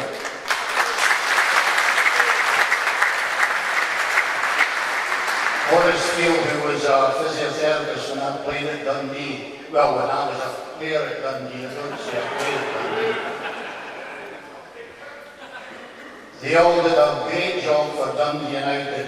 We couldn't afford to buy first team players from other clubs. So we had to start and get the youth policy going. I remember receiving a telephone call from my friend Alec Ferguson. Unfortunately, he's not here tonight. Because the only joke that I'm ever going to tell in my life, probably, here it comes.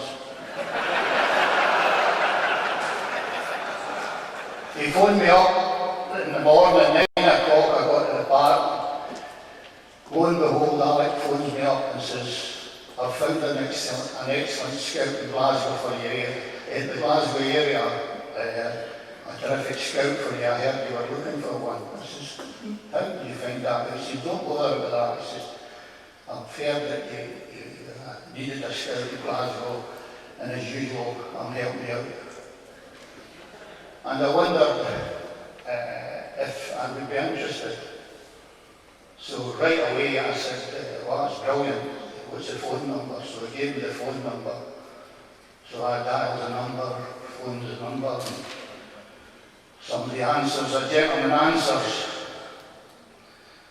I says, you Mr. Can't remember if he said Mr. Monkey or whatever it was, but anyway, say April.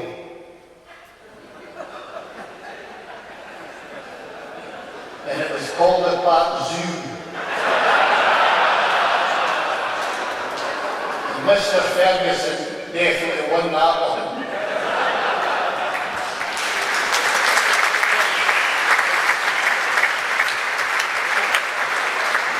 Now we get down to the business. One of the first players I signed was Andy Gray. I heard he was slaughtering me all the way down in England, and he was saying, he says, that wee bee kept bringing me back in the afternoon and everybody else was afternoon off. He says, supposed to be helping me. He was crossing this knee. I was crossing the ball and he was heading it. And if he crossed a good ball, he was brilliant actually in the beginning. But I was very good at crossing bad balls. So it was great work for Andy, and to be completely honest, now that he's a wee bit more intelligent than he was then,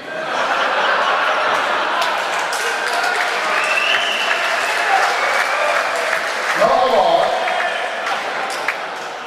he now really realises that the more you work at your weaknesses, the better you get, and he most certainly was excellent at the time, but there was,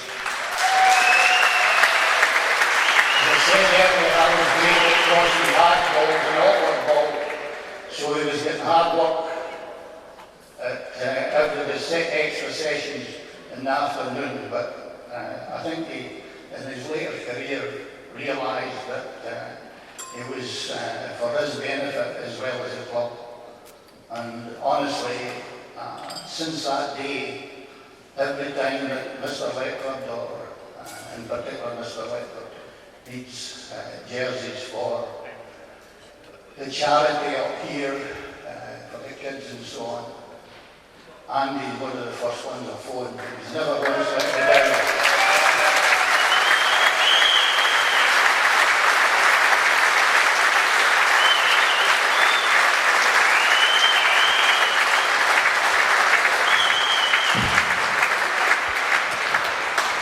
There's more to come, unfortunately. I have often been criticised by a lot of people regarding the 4-year contracts and the 4-year extension that I've signed the players up for.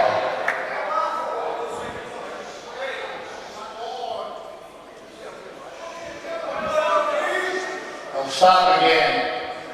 I have often been criticised by a lot of people, especially in the media, regarding the 4-year contracts. You want to do it yourself?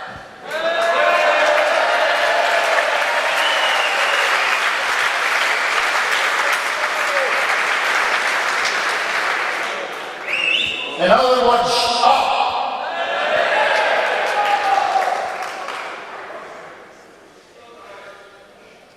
I have been criticised by a lot of people regarding the 4-year contracts with the 4-year extension I signed the players up for.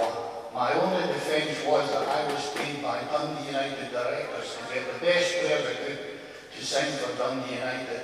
I honestly believe that my decision at that time was the best option for our club. I owe a great deal.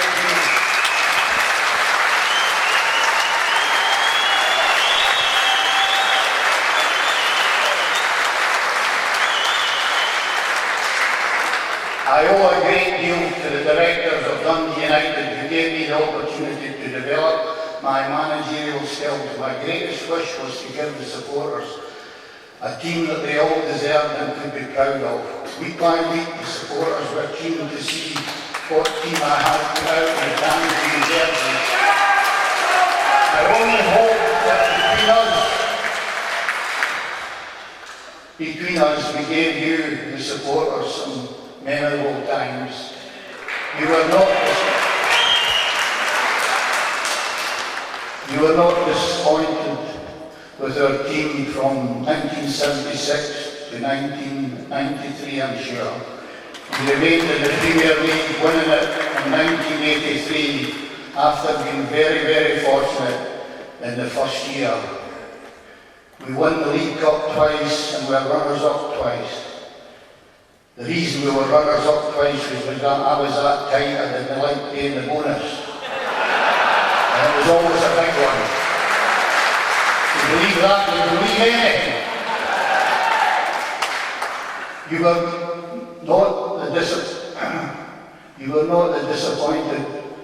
not disappointed with our teams from 1976 to 1993. We remained in the Premier League, winning it in 1983. We won the League Cup twice, we were runners-up twice, we were runners-up in the Scottish Cup 6 times. That was a record for somebody. We were in the semi-final of the European Cup and runners-up in the UEFA Cup. It wasn't too bad.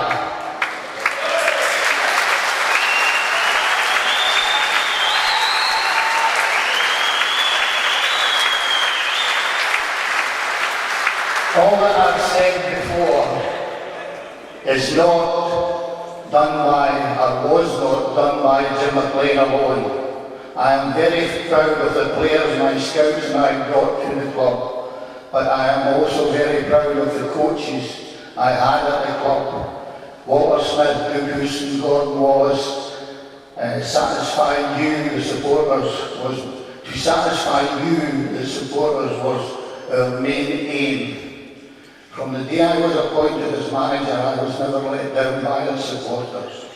I feel very fortunate and extremely proud to have been involved with Dundee United and hope that they go from strength to strength in the future. Thank you all very much.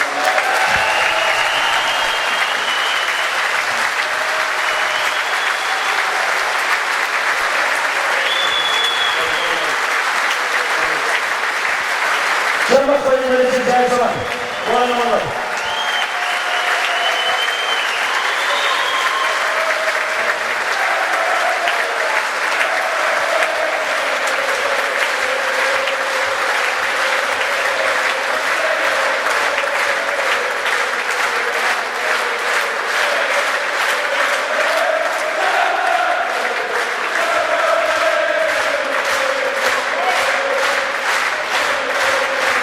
And it's no great after all these years that they tell somebody to shut up, they shut up.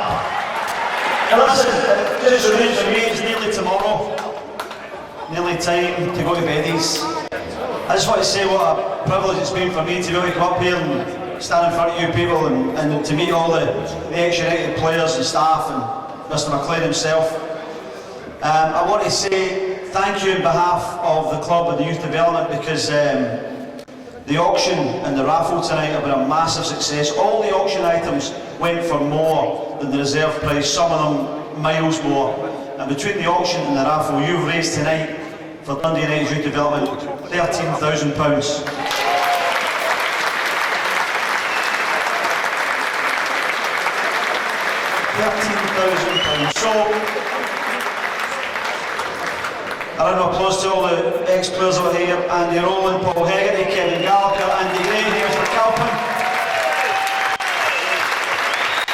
To Walter Smith, who's had to leave us, Walter Smith is here. I have to say, do a lot of these do's, but the Dundee United boys that have organised this backstage have been fantastic. So all I say is, well done to everybody. Good luck to Dundee United, good health to the McLeans, good night to the lot of you. Ladies and gentlemen, your host for tonight, give a big round of applause. Fantastic, Mr. Bill